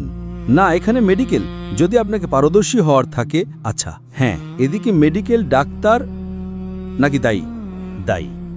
ইসলামে তো দিন আর দুনিয়া দুইই আছে। একটা একমাত্র ধর্ম আছে যাতে দুটোই গুরুত্বপূর্ণ। বাহ বাহ বাহ। কিন্তু যদি আপনাকে স্পেশালিস্ট হওয়ার থাকে, উনি বললেন যে আমি 7 বছর চেষ্টা করেছি, মেডিকেল ডাক্তার ছিলাম আর দাওয়াতে দিতাম। যদি এক ফিল্ডে পারদর্শী হওয়ার থাকে, দুটোর মধ্যে একটা বেছে নাও। তো ওটা আমার একটা উদ্দেশ্য ছিল। যখন আমি ফিরে গেলাম, ওই সময় আমি বাবাকে বললাম যে আমার 50% করার আছে, তারপর আমি ফুল বললাম। তো এই যে আমার সময়টা ছিল আমার MBBS পাস করার পর, আর এটা প্রায় 1 থেকে 1.5-2 বছর ছিল, যখন আমি পোস্ট গ্রাজুয়েশন করার কথা ছিল। তো তারপর আমি ছেড়ে দিলাম। তো ডাক্তার ইসরার আহমদ সাহেবের অনেক বড় হাত ছিল এর মধ্যে, যে আমি আমার মেডিকেল পেশাকে আমিও তাড়াতাড়ি ছাড়লাম। নয়তো হতে পারতো যে আরও আমি প্র্যাকটিস করতাম। আর বাবা মার দিক থেকে পুরো সমর্থন ছিল, বাবা মার দিক থেকে, ভাইয়ের দিক থেকে, বোনের দিক থেকে, পরিবারের দিক থেকে, যে আপনি চিন্তা করবেন না, আপনার জীবনযাপনের চিন্তা করবেন না, আপনি ফুল টাইম দায়ী হন, আমরা আপনাকে সমর্থন করব। ডাক্তার ইসরারের পর, ওই সাক্ষাতের পর ওনার সাথে সাক্ষাৎ হয়নি? যখন আপনি মাশাআল্লাহ খ্যাতি পেয়ে গেলেন, আপনি এত বড় পাবলিক ফিগার হয়ে গেলেন, 1991 সালে সাক্ষাৎ হলো। তো ওনার সাথে সবসময় যোগাযোগে ছিলেন। আর তারপর আমরা ওনাকে 2004 সালটা ঠিক 2004-এর কাছাকাছি, ঠিক আছে, আমরা ওনাকে আমন্ত্রণ জানিয়েছিলাম। ভারতে এসেছিলেন, ভারতে আমন্ত্রণ জানালাম আমরা 2004 সালে। আর উনি এসেছিলেন। আর আমরা মাশাআল্লাহ, ওই সময় আমাদের লেভেল একটু অন্যরকম ছিল। তো দিদাত সাহেবকে আগে আমরা আয়োজন করেছিলাম, বক্তৃতা তো আমাদের অভিজ্ঞতা ছিল, অন্যান্য অনেক লেভেল অন্য রকমের, মানে ওই দৃষ্টিসীমা মানুষ আর মানুষ। ক্যামেরাই দেখাতে পারছে না। না না, আমাদের ওই সময় যখন আমরা দিদাত সাহেবকে ডাকলাম, তো দিদাত সাহেব খুব প্রভাবিত ছিলেন। দিদাত সাহেব শুধু একটা কথাই বলেছিলেন, দেখো বেটা, আমার ভালো মাইক্রোফোন চাই, ভালো মাইক্রোফোন চাই। হ্যাঁ, তো আমরা নিয়ে আসলাম আর খুব খুশি হয়ে গেলেন। এখন আমরা ভাবি আমরা কি ফালতু মাইক্রোফোন হয়তো দিদাতকে দিয়েছি, সেটা লেভেলের কথা হয়। উনি তো খুব খুশি ছিলেন। তারপর আমরা ডাক্তার ইসরার আহমদ সাহেবকে ডাকলাম, আর ডাক্তার ইসরার আহমদের প্রোগ্রাম অনেক বড় লেভেলে করলাম। উনি তো খুব খুশি ছিলেন, বললেন এত আমি বক্তৃতার সফর করেছি সারা দুনিয়ায়, এত ভালো আমার জীবনে হয়নি। সুবহানাল্লাহ। সেটা কবে ছিল? 2004। ওই সময় আমাদের লেভেল, আমার মতে এখন বলি, ওই সময় আমরা খুব খুশি ছিলাম। উনি বলেছিলেন যে আমি 10 দিন একই জায়গায় বক্তৃতা। আমি বললাম, ডাক্তার সাহেব, মুম্বাই এত বড়, একটা বক্তৃতা এখানে দিন, দুটো এখানে দিন। না না না না, আমার উদ্দেশ্য হচ্ছে একটাতে দিন। আমি বললাম, মানুষ একটা 10 দিন পর্যন্ত কিভাবে আসবে? আর মাশাআল্লাহ উনি বিখ্যাত ছিলেন। দিদাত সাহেবের জন্য তো মানুষ ছিল। আমরা ওই সময় অনেক বড়ই একটা ময়দানে করেছিলাম, যার ধারণ ক্ষমতা 10,000 ছিল। আর মাশাআল্লাহ পুরো 10 দিন মাশাআল্লাহ মানুষ ছিল। ওই রেকর্ডিং তো আমরা করেছিলাম। আমরা স্টেজের জন্য আমরা টাকা খরচ করেছি, আর ডাক্তার সাহেব তো একদম এত টাকা খরচ করেছে, এত লেভেলের করেছে, আর আমরাও খুশি ছিলাম। এখন ভাবি এত বড় ব্যক্তির জন্য আমরা এত কম খরচ করেছি। हाय हाय हाय वाह लेवल लेवल की बात है। কি কথা! তা আমাদের জানা আছে যে আমরা যখন দিদাত সাহেবের জন্য আমরা বাইরে থেকে VHS রেকর্ডিং করেছিলাম, ওই সময় খুব খুশি ছিলাম, কারণ ওই সময় আমাদের সেরা ছিল। তো আল্লাহ তাআলা এটা দেখেন যে আপনি চেষ্টা কতটা করছেন। মাশাআল্লাহ, নিয়ত ওই সময় কিছু ছাড়িনি আমরা। ঠিক। আর আর যখন ইসরার আহমদ সাহেব আসলেন, 10 দিনের একদম স্টেজ বানালাম। স্টেজের উপর শুধু স্টেজকে সাজানোর জন্য 1 লক্ষ রুপি খরচ করেছিলাম ওই সময় ওই সময় তো আমাদের আর IRF ইত্যাদি প্রতিষ্ঠান তৈরি হয়ে গিয়েছিল ওই সময়। জি, হয়ে গিয়েছিল। আর পিস টিভির IRF তৈরি হয়ে গিয়েছিল 1991 সালে, যখন আমি ওনার সাথে দেখা করতে গিয়েছিলাম। ঠিক আছে। আর পিস টিভি? দিদার সাহেবের সাথে দেখা করেছিলাম 1987 সালে। ইসলামিক রিসার্চ ফাউন্ডেশন লঞ্চ হয়েছিল 1990 সালে, রেজিস্টার হয়েছিল, আর 1991 সালে উদ্বোধন হয়েছিল। এরপরে আমি ডক্টর ইসরার আহমদ সাহেবের সাথে দেখা করতে গিয়েছিলাম। ঠিক আছে। সেটা হয়ে গিয়েছিল। আর পিস টিভি? পিস টিভি 2006 সালে। তো দিতার যখন আমাদের সাক্ষাৎ হয়েছিল, ওই সময় পিস টিভি প্রতিষ্ঠা হয়নি। তো যখন ডক্টর ইসরার আহমদ সাহেব এসেছিলেন ভারতে 2004 সালে, পিস টিভি ছিল না। এজন্য লেভেলের পার্থক্য ছিল। হ্যাঁ, ঠিক। তো যদি টেলিভিশনকে সরিয়ে দেন তো লেভেল খুব ভালো ছিল।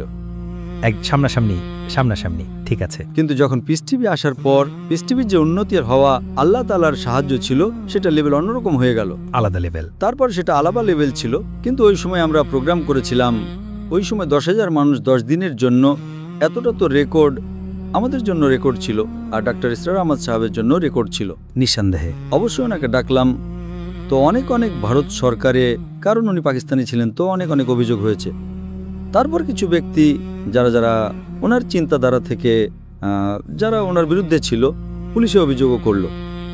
আলহামদুলিল্লাহ, আল্লাহর সাহায্য ছিল, সেটা সমাধান হয়ে গেল।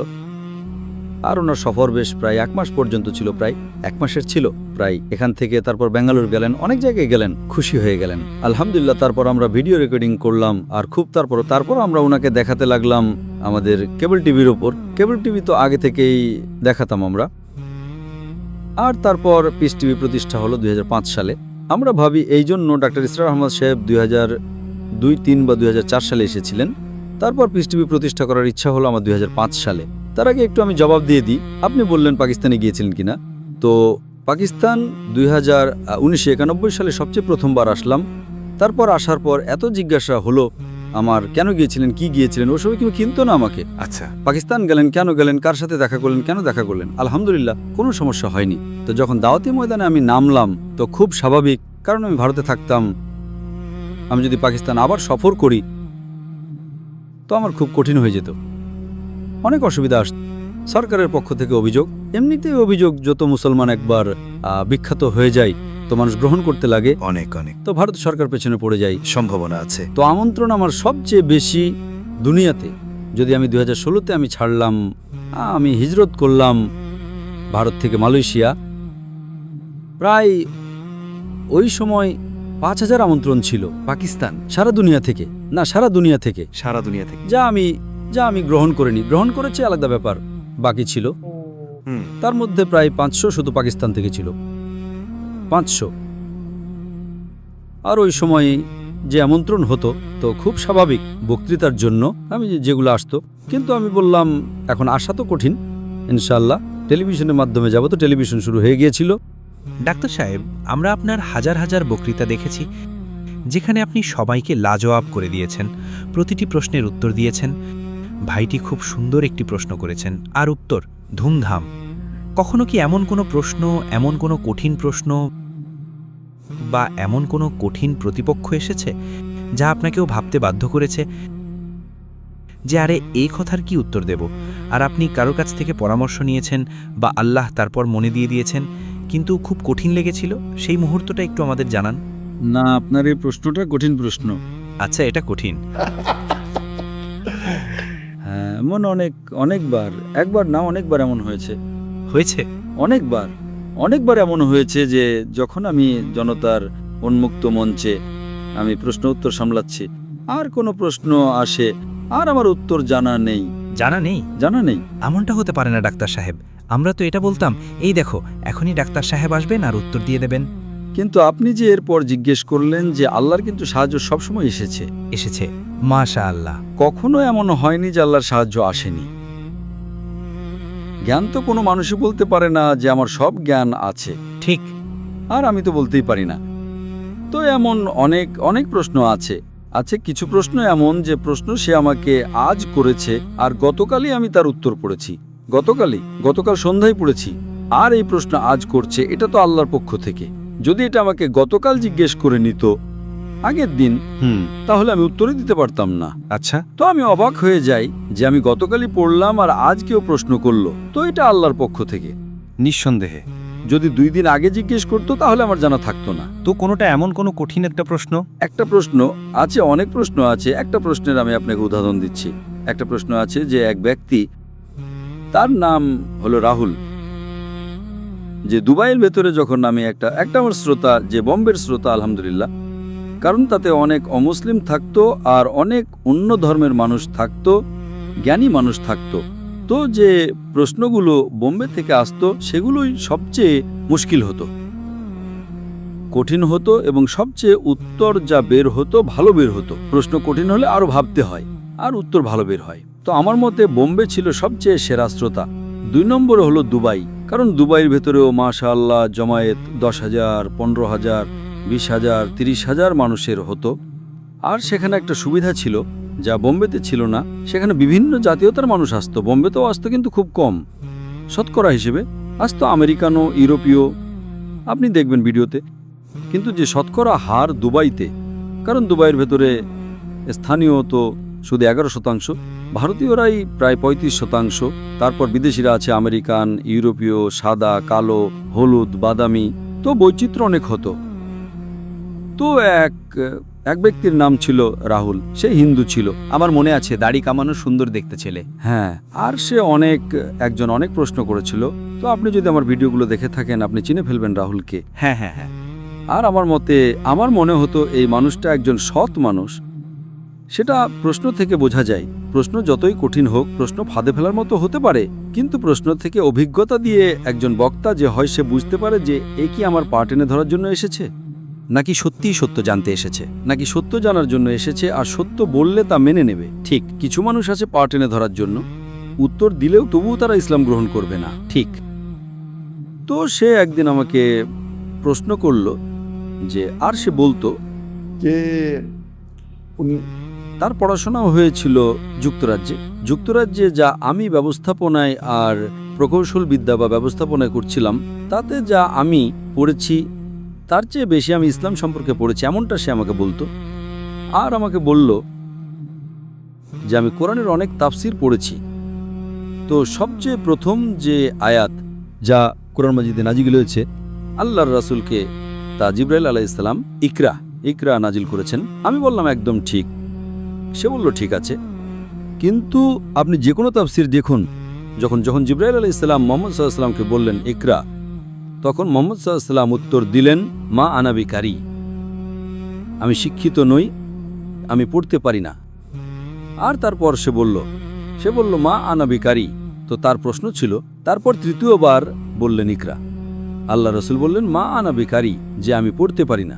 তার প্রশ্ন ছিল, যে যখন জিবরাইল আলাইহিসসালাম ইকরা বললেন, তিনি আল্লাহর রাসূলকে কি দেখালেন, কোন কাগজ দেখালেন, কোন পৃষ্ঠা দেখালেন, কোন বই দেখালেন, আর এই বই যা দেখালেন বা কাগজ দেখালেন বা পৃষ্ঠা দেখালেন সেটা আছে কোথায়, কোন জাদুঘরে? তো আমি বললাম, ভাইটা খুব সুন্দর একটি প্রশ্ন করেছেন, এবং আমি উঠলাম এবং আমি প্রশ্নটা পুনরাবৃত্তি করি যাতে সময় পাওয়া যায়। সময় পাওয়া একটা সুবিধা, কিন্তু সেটা শেষের কথা, যা কখনো কখনো কাজে আসে। বেশিরভাগ সময় উত্তর জানা থাকে, তো আর সময়ের দরকার, সরাসরি উত্তর দেওয়া যায়। ঠিক পুনরাবৃত্তি 2 যোগ 2 কত? আমার পুনরাবৃত্তি করার দরকার নেই, সরাসরি 4 বলে দেবো আমি, 4। কিন্তু প্রশ্ন যখন পুনরাবৃত্তি করা হয়, এই জমায়েত, বড় জমায়েত 15,000 মানুষ আছে, শোনেনি, আমরা শোনাতে পারি। ঠিক হতে পারে যে তার কথা বলার ধরনে আর আমার কথা বলার ধরনে পার্থক্য আছে। আমি বক্তা, আমার কাছে মাইক্রোফোন আছে, তার মাইক্রোফোন ঠিক নেই, আমার মাইক্রোফোন ভালো, আর লক্ষ লক্ষ মানুষ, কোটি কোটি মানুষ উপগ্রহ সম্প্রচার দেখছে। তো আমি বললে মানুষ আরও মনোযোগ দেয়। তো আমি পুনরাবৃত্তি করি সবসময় প্রশ্ন, তা সহজ হোক বা। তো আর একটা সুবিধা আছে, এক তো পুনরাবৃত্তি করা যাতে মানুষ বুঝে, দ্বিতীয়ত হলো সেই প্রশ্ন যে প্রশ্নকারী প্রশ্ন করছে, যদি আমি ভুল শুনি সে আমাকে শুধরে দেবে। আমি 2 যোগ 2 4 জিজ্ঞেস করিনি, আমি 2 যোগ 3 জিজ্ঞেস করেছি। তো প্রথম শ্রোতারা যারা শুনেনি তারা জানতে পারবে প্রশ্নটা কি। 2 নম্বর, যদি আমি ভুল শুনি তো প্রশ্নকারী আমাকে শুধরে দেবে, ঠিক আছে। 3 নম্বর, আমি সময় পাই উত্তরটা ভালোভাবে গুছিয়ে নেওয়ার, কারণ মস্তিষ্ক খুবই শক্তিশালী। যখন আমি পুনরাবৃত্তি করছি, আমার শুধু 2 বা 4% আমার মস্তিষ্ক ব্যবহার হচ্ছে, 95% মস্তিষ্ক খালি থাকে। কেমন উত্তর দেওয়া উচিত, কতটা লম্বা, কতটা ছোট। আর একটা হলো, উত্তর না জানা থাকলে ভাবার সময় পাওয়া যায়। তো আমি বললাম, ভাইটি খুব সুন্দর একটি প্রশ্ন করেছেন, এবং তিনি প্রশ্ন করলেন, ইকরা, এবং জিবরাইল আসলেন, এবং ইত্যাদি ইত্যাদি আমি বলতে লাগলাম। যখন আমি প্রশ্ন পুনরাবৃত্তি করছিলাম, আল্লাহর পক্ষ থেকে ইলহাম এলো। ওহি তো আসে না, নবুয়ত তো শেষ হয়ে গেছে, কেউ বলতে পারবে না। কিন্তু ইলহাম এমন জিনিস হয় যে আল্লাহ তারপর তার বান্দাদের উপর কখনো কখনো তাৎক্ষণিক সাহায্য নাজিল করে দেন। তো আমি বললাম, ভাই রাহুল, আপনি কি জাপানি ভাষা জানেন? তো সে বলল না। তো আমি বললাম, আমি কি আপনাকে কোনো বই দেখিয়েছি যে আপনি না বললেন? আপনার কি জাপানি ভাষা জানা আছে? তো সে বলল না। আমি কি কোনো বই দেখিয়েছি আপনাকে যে আপনি বললেন যে আমার জাপানি ভাষা জানা নেই? তো যখন আমি বই দেখাইনি আপনি বললেন জাপানি ভাষা জানা নেই। তো একইভাবে বাহ, জিবরাইল আলাইহিস সালাম যখন মুহাম্মদ সাল্লাল্লাহু আলাইহি ওয়াসাল্লামকে ইকরা জিজ্ঞেস করলেন, তো মুহাম্মদ সাল্লাল্লাহু আলাইহি ওয়াসাল্লামের জিজ্ঞেস করার দরকার নেই কাগজ কোথায়, বই কোথায়, সেটা কি কথা ডাক্তার সাহেব, বাহ বাহ বাহ। তো এটা আল্লাহর, এই উত্তরটা কোনো ফিকহি উত্তর ছিলই না, কোরআন হাদিসের সাথে কোনো সম্পর্ক নেই। সেই সময়ের হিসেবে একদম খাপে খাপ মিলে গেল, একদম ঠিক খাপে খাপ মিলে গেল উত্তরটা। তো এমন অনেক সময় আছে যখন আপনি 30 বছর ধরে ভাষণ দিচ্ছেন, তাতে কেউ আপত্তি করেই না, আর কেউ আপত্তি করে বসলেও আপনি পুরোপুরি পরাজিত হয়ে যেতেন, আপনার জানাই নেই। সেই সময় আল্লাহর সাহায্য আসে। তো এই জন্য প্রশ্ন উত্তরে সবচেয়ে বেশি গুরুত্বপূর্ণ হলো আল্লাহর সাহায্য। আপনি কত বড় আলেম এটা জরুরি নয়। আপনি সবাইকে, হ্যাঁ, মাশাল্লাহ, হারিয়েছেন ময়দানে, জ্ঞানের ময়দানে। শ্রী শ্রী রবিশঙ্কর হোক, উইলিয়াম ক্যাম্বেল হোক, এবং আরও অনেক ভাষণ আছে, এগুলো তো অনেক বিখ্যাত, তাই না? আপনার বিপক্ষে যে প্রতিযোগী ছিল তাদের মধ্যে সবচেয়ে কঠিন বা বুদ্ধিমান আপনার কাকে মনে হয়েছে? যে ভাই, এ তো বেশ চালাক। শ্রী শ্রী রবিশঙ্করকে তো আপনি একতরফাভাবে হারিয়েছিলেন, এতে তো কোনো। শ্রী শ্রী রবিশঙ্কর, যিনি সবচেয়ে জনপ্রিয় ছিলেন, বুদ্ধিমান নন, সবচেয়ে জনপ্রিয় তিনি ছিলেন। যত মানুষের সামনে আমি বক্তব্য দিয়েছি, তিনি একাই তার জামায়াতে 2 লাখ 3 লাখ মানুষ জড়ো করতে পারতেন। তো সবচেয়ে জনপ্রিয় মানুষ যার সাথে আমি বিতর্ক করেছি, বা সবচেয়ে বিখ্যাত মানুষ, তিনি হলেন শ্রী শ্রী রবিশঙ্কর। সে সময় তিনি 1 নম্বরে ছিলেন, হিন্দু ধর্মে 1 নম্বরে ছিলেন। এখন তো নিচে নেমে গেছেন, আপনার পরেই নিচে নেমেছেন তিনি। আল্লাহ তাআলা ওনাকে হিদায়েত দিন, ইনশাল্লাহ হিদায়েত দিন। पॉपुलर जिंदगी इंटेलिजेंट और सबसे आप बोल सकते विलियम कैम्बेल। উইলিয়াম ক্যাম্বেলের যে বিতর্কটা ছিল, তিনি যে গবেষণা করেছিলেন, তিনি খুব ভালো একজন বক্তা ছিলেন না, এত ভালো বক্তা ছিলেন না, কিন্তু তিনি কোরআনের ব্যাপারে যে সমালোচনা করেছিলেন, তিনি বই লিখেছিলেন। ডাক্তার মরিস বুকাইয়ের সবচেয়ে বিখ্যাত বই ছিল কোরআন এবং বিজ্ঞানের উপর, the Quran and modern science. সেটার জবাবে তিনি লিখলেন বিজ্ঞানের আলোকে কোরআন এবং বাইবেল।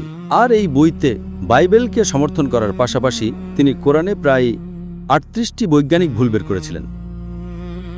আর এই বইটা খুব বিখ্যাত ছিল আমেরিকায়, কানাডায় এবং পশ্চিমা দেশগুলোতে, এতটাই যে 7-8 বছর পর্যন্ত কোনো মুসলিম সেটার জবাব দেয়নি। তো আমার কাছে আমন্ত্রণ এসেছিল ইউএসএ এবং কানাডা থেকে যে আপনি কি এটার জবাব দিতে পারবেন। ওহো, আর এটা 2001 সালের কথা। আমার কাছে আমন্ত্রণ এসেছিল 1997 সালে। এই বইটা প্রায় 1990-এর শুরুর দিকে লেখা হয়েছিল। তো 96-97-তে আমার কাছে আমন্ত্রণ আসে। 98-তে বিতর্ক হওয়ার কথা ছিল কানাডায়। আমি বললাম ইনশাআল্লাহ আমি করব। তারপর সেটা স্থগিত হয়ে গেল 2000 সালে। তো 1 এপ্রিল 2000 সালে শিকাগোতে বিতর্কের আয়োজন করা হলো। আর সে সময় এই বইটা অমুসলিম খ্রিস্টানরা ব্যবহার করত মুসলিমদের সাথে বিশ্ববিদ্যালয়ে, যে এই বইটা পড়ো, তোমাদের কোরআনে এত বৈজ্ঞানিক ভুল আছে। বৈজ্ঞানিক ভুল আছে, এটা কিভাবে ঈশ্বরের বাণী হতে পারে? এত বৈজ্ঞানিক ভুল আছে, বিজ্ঞানের ব্যাপারে ভুল আছে, তো এটা আল্লাহর কালাম তো হতেই পারে না। আর মুসলিমরা জবাব দিতে পারত না। এখন এই ব্যাপারে আমি আপনাকে একটা ঘটনা বলবো। একবার আমি সৌদি আরব গিয়েছিলাম। তো সেখানে রিয়াদে এক সৌদি ডাক্তার আমার সাথে দেখা করলেন। বললেন আমি আপনার সাথে দেখা করার জন্য আকুল হয়েছিলাম। বললেন আমার স্বভাব এমন যে আমি দ্বিধাতের ভক্ত ছিলাম, কিন্তু আমি কখনোই দ্বিধাতের ভিডিও বিতর্ক একবারে দেখতে পারি না। আমি আধা ঘন্টার বেশি দেখতেই পারি না। তো দ্বিধাতের বিতর্ক যদি 3 ঘন্টার হয় তো আমি 6 কিস্তিতে দেখি, 6 অংশে। যদি 2 ঘন্টার বিতর্ক হয় তবে 4 কিস্তিতে দেখি। একবার আমি আমার বন্ধুর ওখানে দুপুরের খাবারের জন্য গেলাম, আর সে উইলিয়াম ক্যাম্বেলের বিতর্ক চালু করলো। তো প্রথম আধা ঘন্টায় উইলিয়াম ক্যাম্বেল কথা বলছিলেন কোরআনের বিরুদ্ধে। তিনি কোরআনে এত ভুল বের করলেন, আর সে ডাক্তার ছিল। সে বলে এটা তো আমি মেডিকেল বইতে পড়েছি, এটা ভুল, এটা ভুল।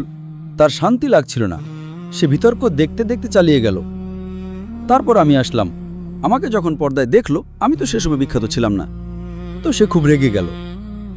সেই সৌদি মুসলিম ডাক্তার বলে, এই উইলিয়াম ক্যাম্বেল কে? কোরআনে এত ভুল বের করেছে। আমি ডাক্তার, আর এইসব মেডিকেল বইতে লেখা আছে। আর তাকে জবাব দেওয়ার জন্য এই তরুণ ছেলেটা কে? এই ডাক্তার জাকির নায়েক, এ তো বিক্রি হয়ে গেছে। তো খুব রেগেছিল।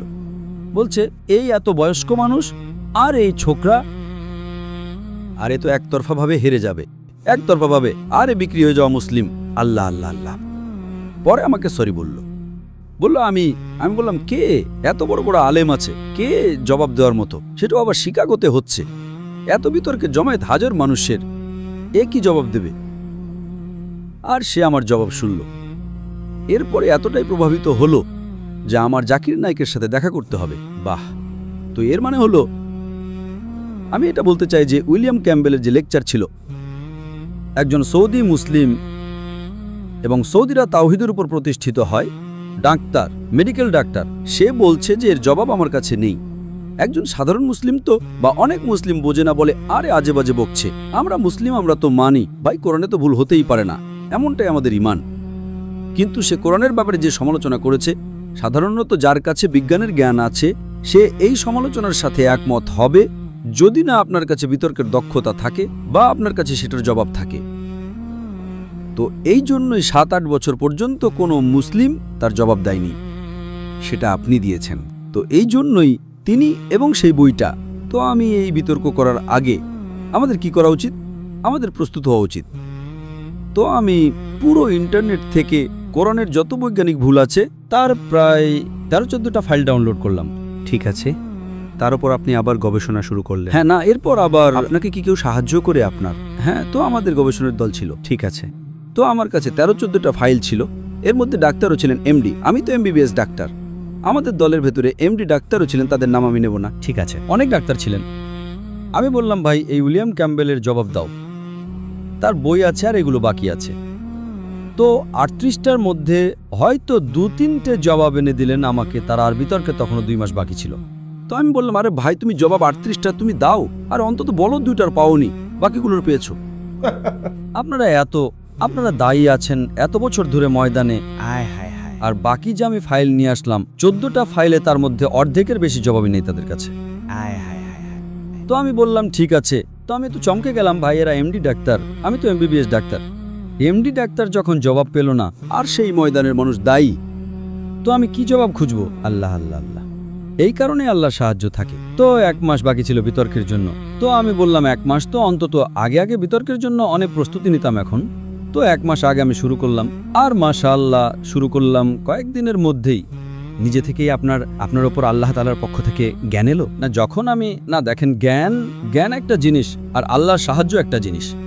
ঠিক আছে। তো আমি যাই বক্তব্য দিই, আমার মতে আল্লাহর সাহায্য সবচেয়ে গুরুত্বপূর্ণ। নিঃসন্দেহে, পরিশ্রম তো আছেই। নিঃসন্দেহে।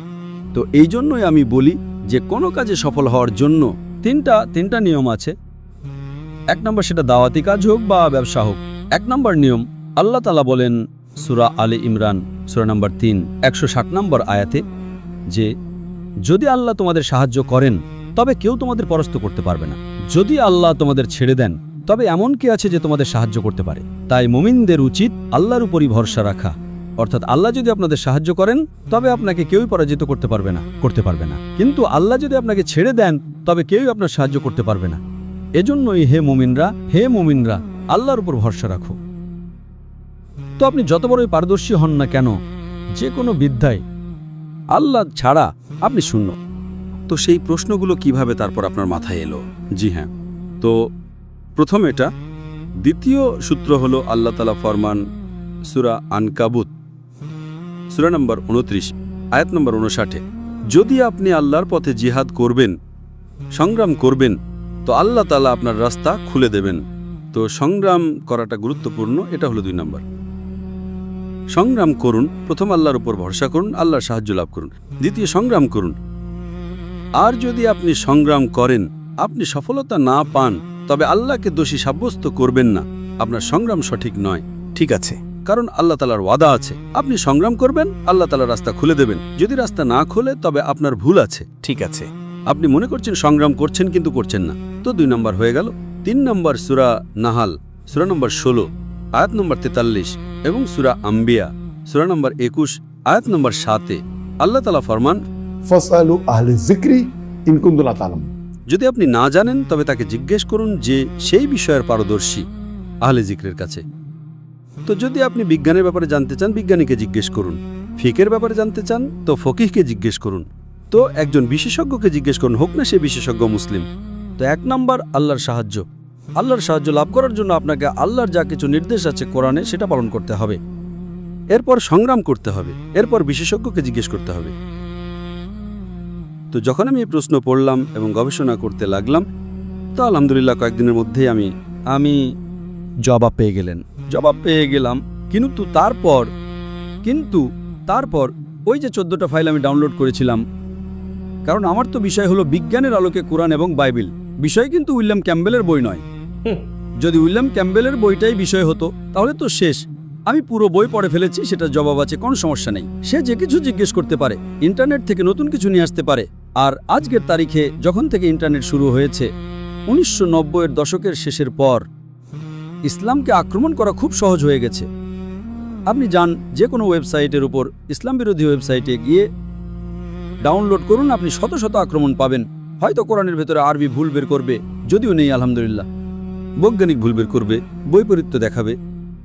যদি আপনার বিতর্কের দক্ষতা না থাকে তবে আপনি জবাবই দিতে পারবেন না। আপনি অনেক বড় আলেম হতে পারেন, কিন্তু এই বিতর্ক আলাদা একটা কৌশল। ঠিক আছে, একমত। বিতর্কের জন্য জ্ঞানের প্রয়োজন আছে, কিন্তু আরও বেশি গুরুত্বপূর্ণ হলো আপনার জানা উচিত কিভাবে বিতর্কের দক্ষতা থাকতে হয়। তো যতদূর উইলিয়াম ক্যাম্বেলের বইয়ের প্রশ্ন ছিল, সেটা তো আলহামদুলিল্লাহ 4-5 দিনে এই সমস্যার সমাধানও হয়ে গিয়েছিল।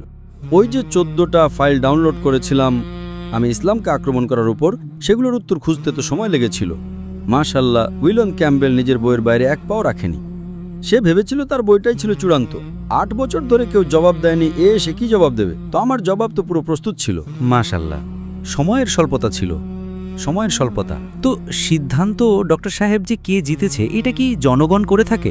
জনগণ যারা দেখে, যারা দেখে তারা যে ভাই এই ব্যাপারটা, তো তাদের পক্ষ থেকে চেয়ারম্যান ছিল, আমাদের পক্ষ থেকে চেয়ারম্যান ছিল।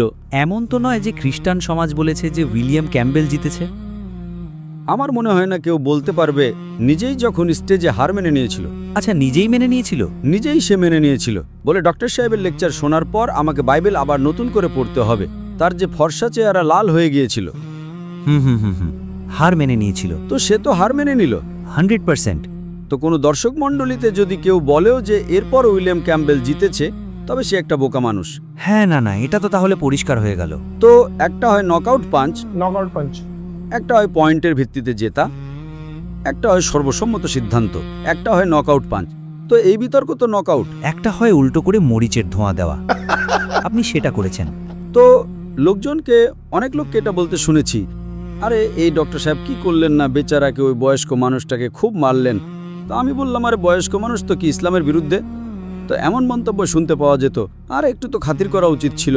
হায় রে, একটু খাতির করা উচিত। আমি বললাম, কেন খাতির করব? 8 বছর ধরে পিএইচডিতে না সে আরবি ভাষা জানতো। ওহো, আপনি বুঝেছেন তো? জি। কিন্তু আপনি দেখবেন তার চেহারাটা, তার ফর্সা চেহারা, একেবারে শুরুতে তো আসল একদম মুখ ঝুলা গেল, তার একেবারে লাল হয়ে গেল। আপনি পার্থক্যটা দেখবেন না? তো আলহামদুলিল্লাহ আল্লাহ। একইভাবে আপনি দেখবেন যখন আমিষ খাবারের বিতর্কে ইন্ডিয়ান ভেজিটেরিয়ান কংগ্রেসের সভাপতি জাভেরি বলে আমাকে যেতে হবে, আমার একটা সাক্ষাৎকারের সময় ঠিক করা আছে, আরে বিতর্ক চলছে, পরিকল্পনা হয়ে গেছে, তুমি আমাকে চ্যালেঞ্জ করেছো, সময় ঠিক করা আছে, এখনো বিতর্ক শেষ হয়নি, আপনি বলছেন সাক্ষাৎকারের সময় আছে। আর তার সভাপতি, প্রতি বিতর্কে 2 জন সভাপতি থাকে, তার পক্ষ থেকে, আমাদের পক্ষ থেকে। তো তার সভাপতি যে ছিল সে একজন সুপ্রিম কোর্টের আইনজীবী ছিল, সুপ্রিম কোর্টের আইনজীবী। তো বিতর্কের পর আমি তাকে ফোন করলাম, আমাদের ভালো বন্ধুত্ব হয়ে গিয়েছিল।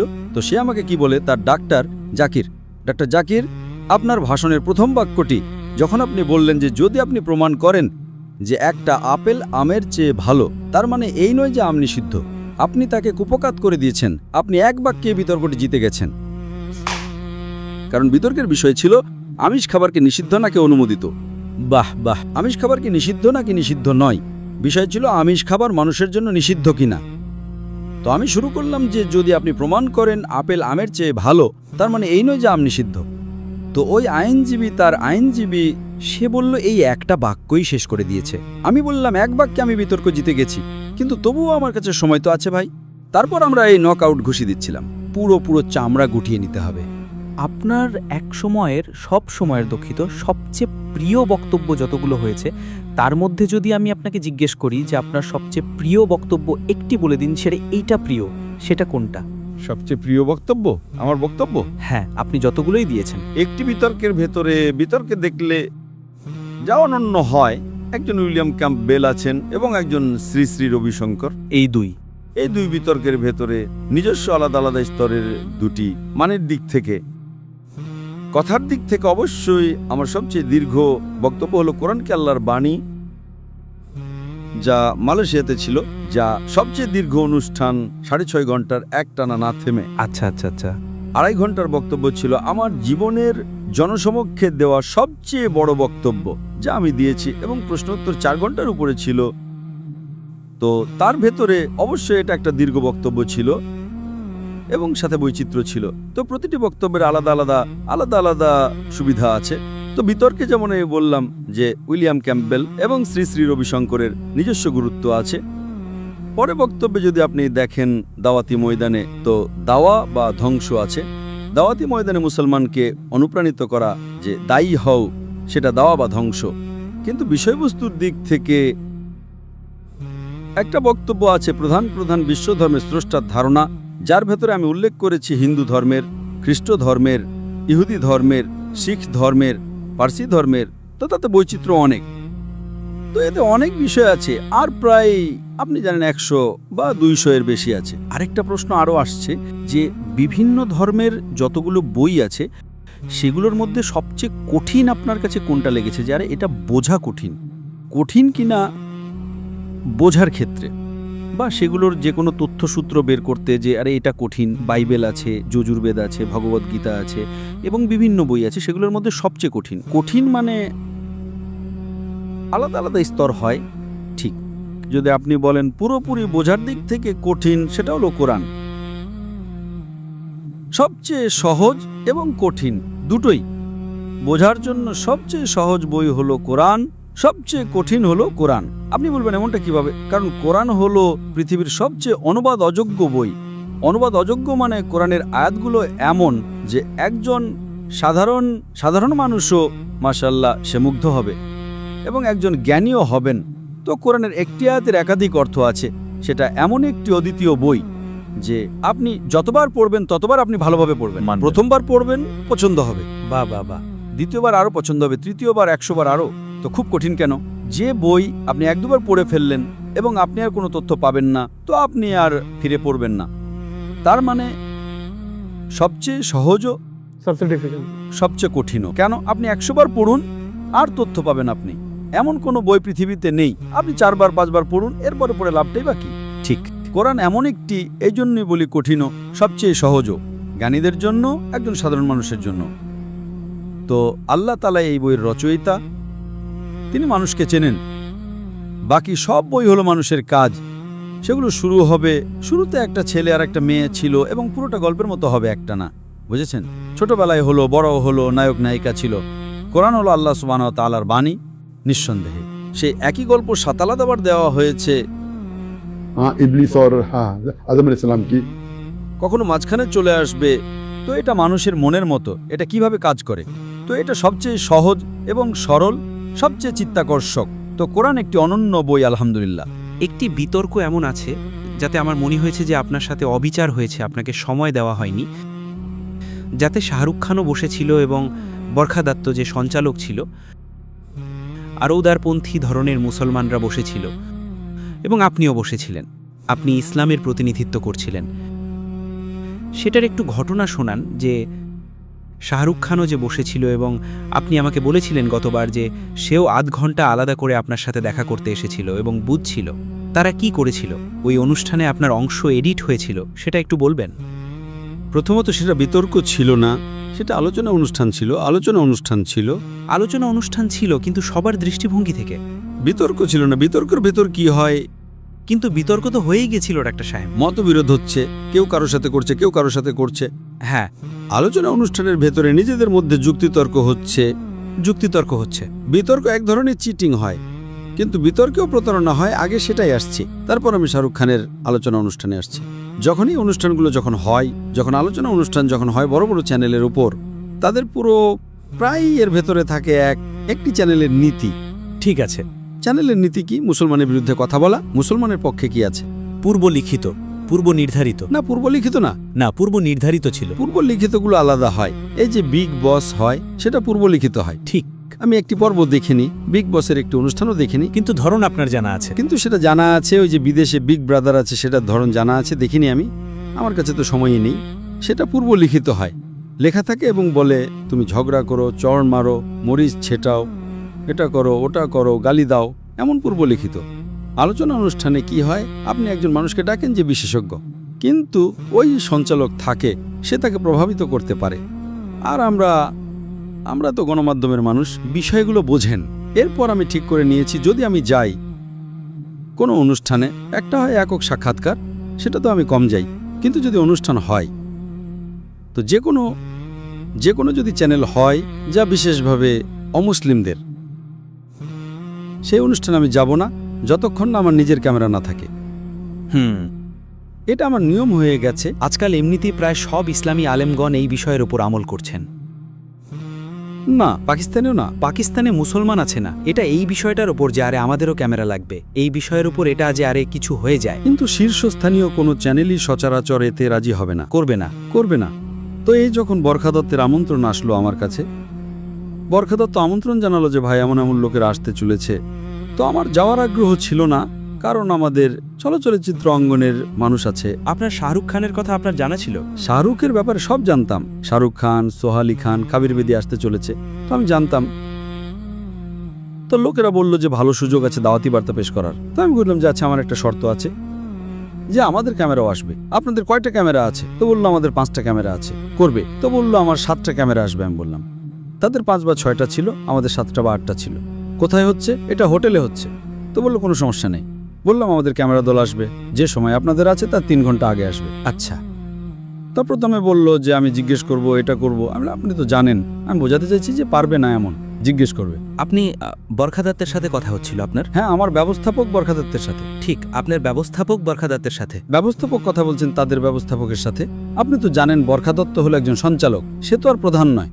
প্রধান যে থাকে, যে অনুষ্ঠানের প্রযোজক, সে আলাদা হয়, কর্তৃপক্ষ, এবং একজন কর্তৃপক্ষ আলাদা হয়। কিন্তু বরখা দত্ত ছিল অনেকটা কর্তৃপক্ষের মতো যার সঞ্চালক হয়, সঞ্চালক এবং তার অনুষ্ঠানও ছিল সে 1-এর ভেতর 2।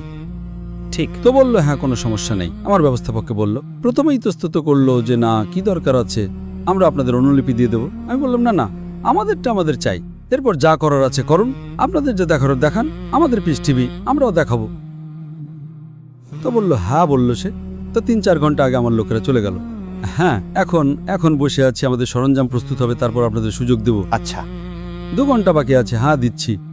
1 ঘন্টা বাকি, হ্যাঁ দাঁড়াও আমাদের সরঞ্জাম প্রস্তুত হতে দাও, তারপর তোমাদের সময় দিচ্ছি। সময় হয়ে গেল। আরে দুঃখিত, এখন জায়গা নেই। এত বড় স্টুডিও আছে ভাই, হোটেলে হচ্ছে, তো এটা জেনে শুনে করেছে। একটা হতে পারে আমি বলি ভাই উঠে চলে আসি, আমি জানি এদের নিয়ত ঠিক নেই। এমন তো হয়ে গেছে আগে, আর 2-3 বার আগে এমন হয়ে গেছিল আমার সাথে। তো বলল আমার ওয়াদা আছে যে আমি তোমাকে আনএডিটেড, যখন অনুষ্ঠান শেষ হবে তোমাকে দিয়ে দেবো, আমি আনএডিটেড। এটা বলেছে? কপি করে। হ্যাঁ, আপনাদের কি দরকার? আমাদের ঠিক আছে, আমাদের ক্যামেরা তাদের চেয়ে ভালো ছিল। আমরা বলেছিলাম না। তো তারপর বাধ্য হয়ে আমি বললাম এখন ভালো সুযোগ আছে দাওয়াতি ময়দানের, তো আমি মেনে নিলাম। বললো যেমন অনুষ্ঠান শেষ হবে আমি আপনাদের অনুলিপি দিয়ে দেব, আপনাদের যা করার আছে করুন। আর আমি বললাম ভাই আমরা সেটা দেখাবো না, অনুষ্ঠান সম্প্রচার হওয়ার পর, আপনাদের অনুষ্ঠান সম্প্রচার হওয়ার পর আমাদের যদি কিছু ভুল লাগে তবে আমরা আমাদের অসম্পাদিত সংস্করণ দেখাবো। এটা আমার শর্ত ছিল। আমি চাই না যে আপনাদের অনুষ্ঠানের আজ যে চিত্রগ্রহণ হচ্ছে কখনো কখনো সম্প্রচার 2 দিন পর হয়, কখনো 1 সপ্তাহ পর হয়, কখনো 2 সপ্তাহ পর হয়। তো আমি বললাম ভাই এটা আমার ওয়াদা যে আমরা এর একটা জিনিসও দেখাবো না, কিন্তু যদি আপনারা কোনো গন্ডগোল করেন আমরা আমাদের অসম্পাদিত সংস্করণ দেখাবো। ঠিক আছে, কোনো সমস্যা নেই বলল সে। আর অনুষ্ঠানও বেশ, সেটা ছিল একজন মানুষের পরিচয়। তো অনুষ্ঠান হয়ে গেল, শেষ হয়ে গেল। হ্যাঁ আমি এখনই দিচ্ছি, কালকে দিচ্ছি, এখানে কেউ অনুলিপি করবে, সময় যাবে, আমি কালকে দিয়ে দিচ্ছি। দিল। ওরে বাবা রে বাবা, টালবাহানা চলছে। এসব তাদের মূল উদ্দেশ্য সত্য থাকেই না অধিকাংশ সময়ই। কিছু আছে ভালো মানুষ, কিন্তু আমরা তো তাদের পেলামই না। আর যখন আমি চূড়ান্ত সংস্করণ দেখলাম তো আমার অনেকগুলো উত্তর কেটে দিয়েছে। তাতে কেটে দিয়েছে উত্তরকে অর্ধেক দেখিয়েছে। তারপরও আলহামদুলিল্লাহ, কাটার পরও কার্যকরী ছিল, আমারটা কার্যকরী ছিল। আপনি নিচে মন্তব্যের জায়গা তো দেখুন। আলহামদুলিল্লাহ, শাহরুখ খানকে কেউ জিজ্ঞেসও করছে না, সব ডক্টর জাকির নায়েককে নিয়ে। কিন্তু অনেক কিছুকে কেটেছে, যে জবাব দিয়েছি তা কখনো দেখায়নি। তো নিজেদের স্বার্থের জিনিস দেখিয়েছে। পুরোটা তো কাটতে পারে না, কারণ আমি দূরবর্তী দৃশ্যে আমাকে দেখা যাচ্ছে। তো এমনকি যদি তারা 20%, 25% কাটে বা যতটাই কাটে, মূল জিনিস কেটে দিলে তো পার্থক্য হতে পারে। আপনি বুঝেছেন না? তো অনেকগুলো আমার উত্তরের যে যৌক্তিক অংশ ছিল না সেগুলো তারা কেটেছে। তো এটা আমার খুব আক্ষেপ হয়েছে। এখন কি করতে পারি? এখন কি মামলা করব? আমরা আরও একটি পাল্টা অনুষ্ঠান করেছি, টিভি আলোচনা এবং বিশ্লেষণ। একটি বিখ্যাত স্টুডিওতে, তার চেয়ে বড় স্টুডিও নিয়েছিলাম, এবং সেটা আমরা এর উপর পুরো, তারপর আমি 1-2 ঘন্টার অনুষ্ঠান করেছি। আর তাতে আপনি স্পষ্ট করেছেন টিভি বিশ্লেষণ বলে কি হয়েছিল ফারুক শেখের সাথে, পুরুষদের, তো এমন কি হয়েছিল বরখা দত্তের সাথে, আর কি হয়। আপনাদের সতর্কতা নেওয়া উচিত, আপনাদের বোকা হওয়া উচিত না। তো এই কারণেই কোনো আলেম শুধু চ্যানেলে গেলেই আপনাদের সতর্কতা নেওয়া উচিত।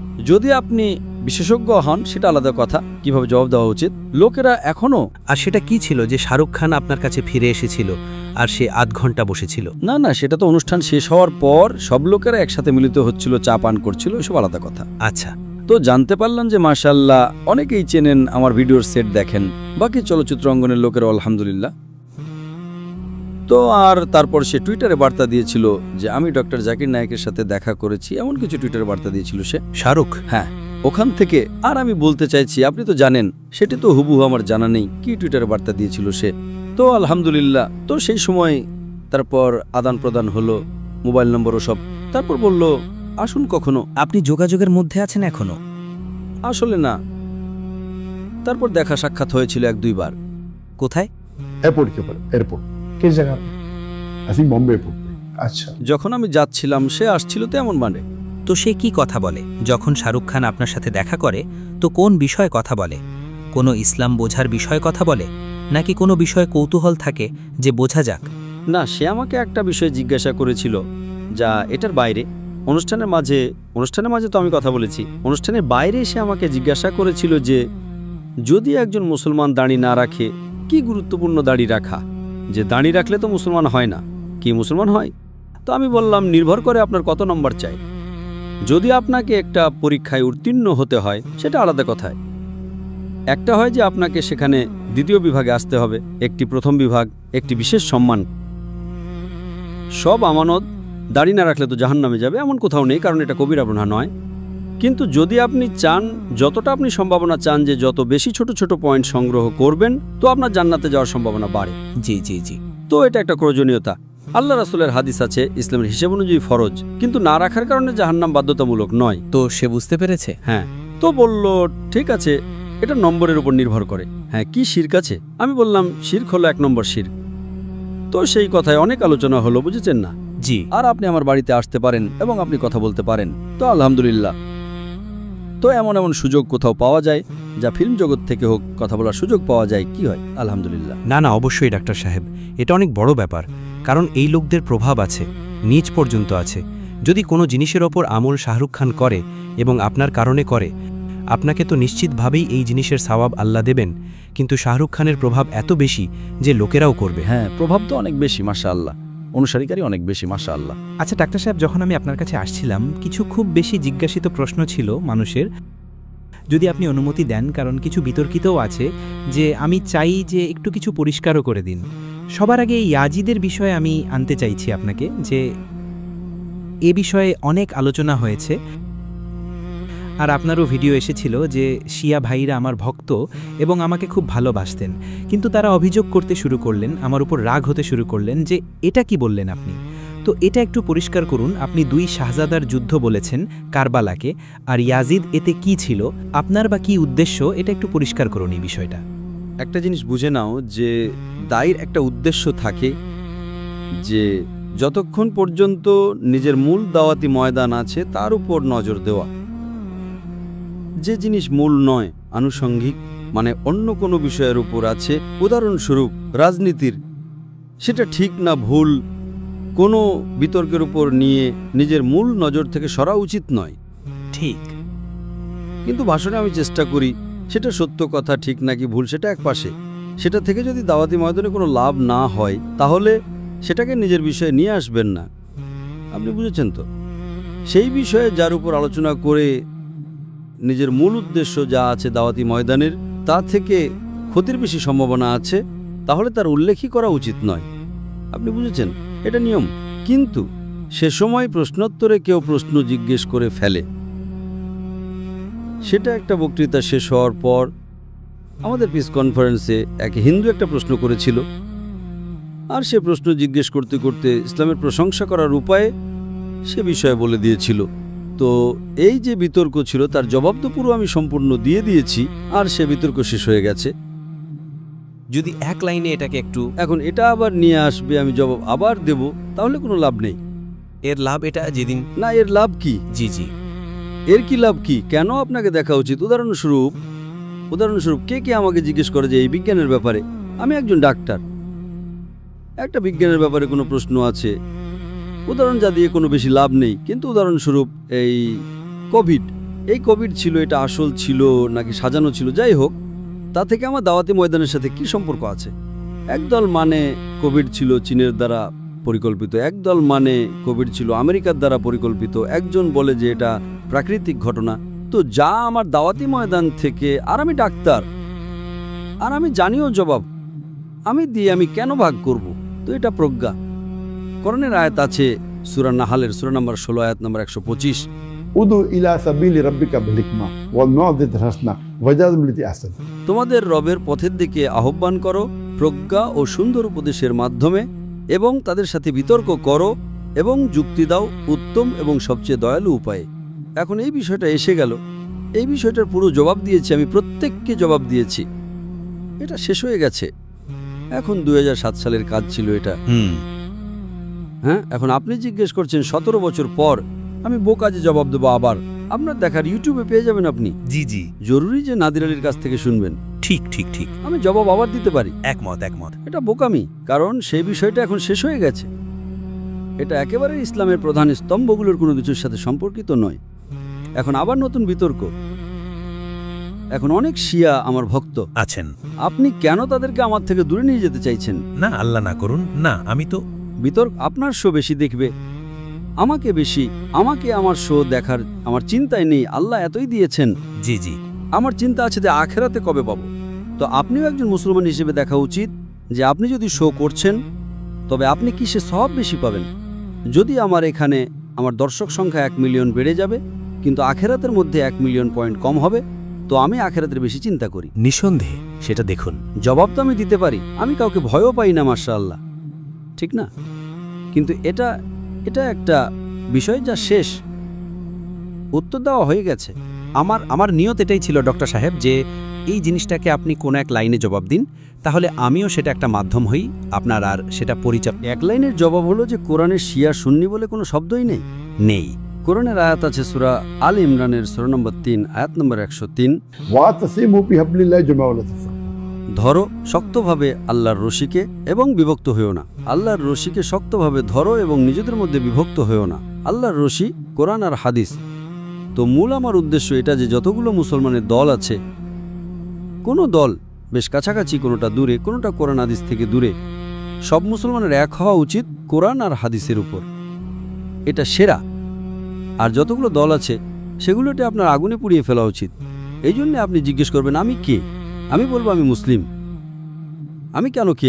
আমি শাফি, হাম্বলি, মালিকি, শিয়া, সুন্নি, হাম্বলি, দেওবন্দি, জামাত ইসলামী। ক্বালা ইন্নানি মিনাল মুসলিমিন। আল্লাহ বলেছেন কোরআনে নিজেকে মুসলিম বলো। অনেকবার আছে, 10 বারের বেশি। कुरान में कहा नहीं कि अपने आप को सलफी कहो या अपने आप को बरेली कहो या देवबंदी कहो या আমরা আল্লাহ রসুলকে মানি এবং মুসলমান। এই জন্য আমরা যাই এবং সবার সাথে দেখা করি। আমরা যত মুসলমান, ইসলামে দল থাকা উচিত নয়, কিন্তু আছে। আমি সবার সাথে দেখা করি, সাধারণ বিষয়ে আসি, তাআলা ইলা কালিমাতিন সাওয়াইন বাইনাকুম। যা সাধারণ তার উপর করবেন। আপনি কোরআন সাধারণ, আল্লাহ সাধারণ, রসুল সাধারণ, তাদের নিয়ে কথা বলবো। যে জিনিস আলাদা, ঠিক আছে। আমরা কি করি যে 10% পার্থক্য আছে তার উপর ভাষণ দিতেই থাকি। আমি বলি 90% সাধারণ, এটা 80% সাধারণ, তার উপর কথা বলুন। একদম ঠিক, একদম ঠিক। আচ্ছা, কিছু 2-3টি প্রশ্ন আছে ডক্টর সাহেব, আমি চাইছি একটু সংক্ষেপে যদি আপনি সেটার, কারণ এক পুরো গানের জগৎ আমার সাথে বসেছিল। তারা বলল, ভাই ডক্টর সাহেবকে শুধু এটা জিজ্ঞেস করো গান বাজনা হালাল কিনা। এই জিনিসটা যদি সহজে একটু। গান বাজনা, যে সাধারণ গান বাজনা আছে, বাদ্যযন্ত্র আছে, দফ ছাড়া, একদিকের দফ, সেটা ছাড়া বাকি সব বাদ্যযন্ত্র হারাম। সংক্ষেপে এর উপর অনেক ভাষণ আছে আমার। তো যদি আপনাকে প্রভাব ফেলতে হয়, উদাহরণস্বরূপ আমাদের পিস টিভিতে বাদ্যযন্ত্র থাকে না, ঠিক আছে, কিন্তু গান বাজনার অনেক সুবিধাও আছে, অনেক অসুবিধাও আছে, সেটার উপর আলোচনা আমি করেছি, একেবারে ঠিক। কিন্তু যদি আপনাকে প্রভাব ফেলতে হয় তাহলে আপনি একটা শরীয়তসম্মত শব্দ প্রভাব তৈরি করতে পারেন। শরীয়তসম্মত শব্দ প্রভাব মানে আমরা আপনার কণ্ঠ ব্যবহার করতে পারি, হালাল আছে। আপনি প্রাকৃতিক শব্দ নিতে পারেন, যেমন বজ্রপাত, যেমন বৃষ্টি, যেমন বাতাস। তো এর একটা পুরো শব্দভাণ্ডার থাকে। আমাদের পিস টিভিতে আমরা অনেক শব্দ প্রভাব তৈরি করেছি যেগুলো হালাল। তো গান বাজনা তার জায়গা থেকে হারাম। বাদ্যযন্ত্র হারাম। বাদ্যযন্ত্র একদিকে দফ ছাড়া, डफ के अलावा सब हराम है। গিটার হোক, বাঁশি হোক, পিয়ানো হোক, এসব বাদ্যযন্ত্র অনেক হাদিস আছে। বেশিরভাগই একটুখানি মুহূর্তকে বৈধ করার চেষ্টা করে, কিন্তু সহিহ হাদিস থেকে বেশ প্রমাণিত যে এমন একটা সময় আসবে যার মধ্যে মদ, জুয়া, গান বাজনাকে মানুষ হালাল করে নেবে। তো মদ, জুয়া, গান বাজনাও হালাল হবে। তো এটা দিয়ে প্রমাণিত হয় যে শেষ সময় আসবে। আর অনেক হাদিস আছে। তো গান বাজনা তার জায়গা থেকে একদিকে দফ ছাড়া, যা আল্লাহ রসুল বলেছেন যে যদি ঈদের সময় হয় বা বিয়ে হয় তাতে কেউ দফ বাজায় তো কোনো সমস্যা নেই, আল্লাহ রসুল বলেছেন। ডাক্তার সাহেব, আমি এসেছি পাকিস্তান থেকে। জি হ্যাঁ। এবং এমনটা সম্ভব নয় যে আমি আপনার জন্য কিছু নিয়ে না আসি। কারণ একটা ইংরেজি প্রবাদ আছে, আমরা আমাদের বন্ধু বেছে নিতে পারি কিন্তু প্রতিবেশী বেছে নিতে পারি না। তো প্রতিবেশী তো যাই হোক আমরা আছি। তো আমি ভাবলাম যে আপনার জন্য কি নিয়ে যাই, তো সুগন্ধির চেয়ে ভালো বিকল্প আমি পেলাম না। তো এটা একটা আপনার জন্য উপহার এনেছি। জাযাকাল্লাহ। মাস্ক আল মাহলের পক্ষ থেকে অ্যালকোহল মুক্ত আতর। আতর আপনি ব্যবহার করেন? জি হ্যাঁ, জি হ্যাঁ, অবশ্যই হ্যাঁ। এটা ব্ল্যাক অ্যান্ড সিলভার প্ল্যাটিনাম এবং দ্য গ্রেট ট্রুথ, এটা একটু আপনি গ্রহণ করবেন। এটা अक्सर जरा देखिएगा the great truth black and silver platinum. ঠিক আছে জি জাযাকাল্লাহ ইদাল জাযাকাল্লাহ করে রাখেন। অনেক ধন্যবাদ ডাক্তার সাহেব। আপনি সেই ব্যক্তিত্ব যার সাথে কথা শেষ সম্ভবই নয় যে হয়ে যাবে, কিন্তু স্পষ্টতই একটা সময় আছে, আপনারও সময় খুব মূল্যবান। অনেক অনেক ধন্যবাদ। আপনি এত স্বল্প নোটিসে, এবং ফারিকের আমি বিশেষ ধন্যবাদ জানাবো যে সে একটা সেতুর ভূমিকা পালন করেছে। এবং এখানে আমি 2-3 জনের যদি আপনি অনুমতি দেন আমি নাম নিতে চাইছি। একজন তো আমার সেরা বন্ধু জাইন সিদ্দিকী, যিনি আপনাকে পরিচয় করিয়েছিলেন প্রথমবারের মতো, আর আমি আপনাকে দেখলাম আর আপনাকে গুলে খেয়ে নিলাম। মানে এক একটা ভাষণ আমাদের মনে আছে, আমরা ইউটিউবে মানে সিনেমা দেখছি না, আমরা আপনার পুরো ভাষণ দেখছি, অনুমান করুন যে এতটা বেশি আগ্রহ তৈরি হয়েছিল। তারপরে খানজি আছেন, যিনি এখানে মালয়েশিয়াতে থাকেন, রেস্তোরাঁ, সে একটা সেতুর ভূমিকা পালন করেছে। তারপর এক আরশাদ ভাই আছেন, তার সাথে তিনি করেছেন। তারপর ফারিক তো সম্পূর্ণই করিয়ে দিল। অনেক অনেক ধন্যবাদ আপনার সময়ের। জাযাকাল্লাহ। আর আশা করি আপনাকে পাকিস্তানে শীঘ্রই দেখব ইনশাআল্লাহ ইনশাআল্লাহ। আল্লাহ পাক আপনাকে আরও সাফল্য, উন্নতি, আল্লাহ আপনাকে নেয়ামতের পতন থেকে রক্ষা করুন। আল্লাহ আপনার দিয়ে আরও ধর্মের কাজ নিন আপনার থেকে। অনেক ধন্যবাদ ডাক্তার সাহেব। আমিন, জাযাকাল্লাহ। সম্মানিত নারী এবং পুরুষগণ, এই পডকাস্টকে বিরতি লাগাবো। ডাক্তার সাহেব, আমি ভালো পডকাস্টগুলোর জন্য একটা কথা বলি যে এই পডকাস্ট আমি শেষ করছি না, থামিয়ে রাখছি। কোথাও সুযোগ পেলে পুনরায় শুরু করে নেব। ডাক্তার সাহেব, যদি আপনার অনুমতি থাকে তো ইনশাআল্লাহ এই পডকাস্টকে থামিয়ে রাখবো এই দোয়া, এই বিশ্বাস, এই আপনত্বের সাথে যে নিজের এবং অন্যদের খুব খেয়াল রাখবেন। আমাকে এবং দ্য গ্রেট ডাক্তার জাকির নায়েককে দিন অনুমতি। আল্লাহ হাফেজ।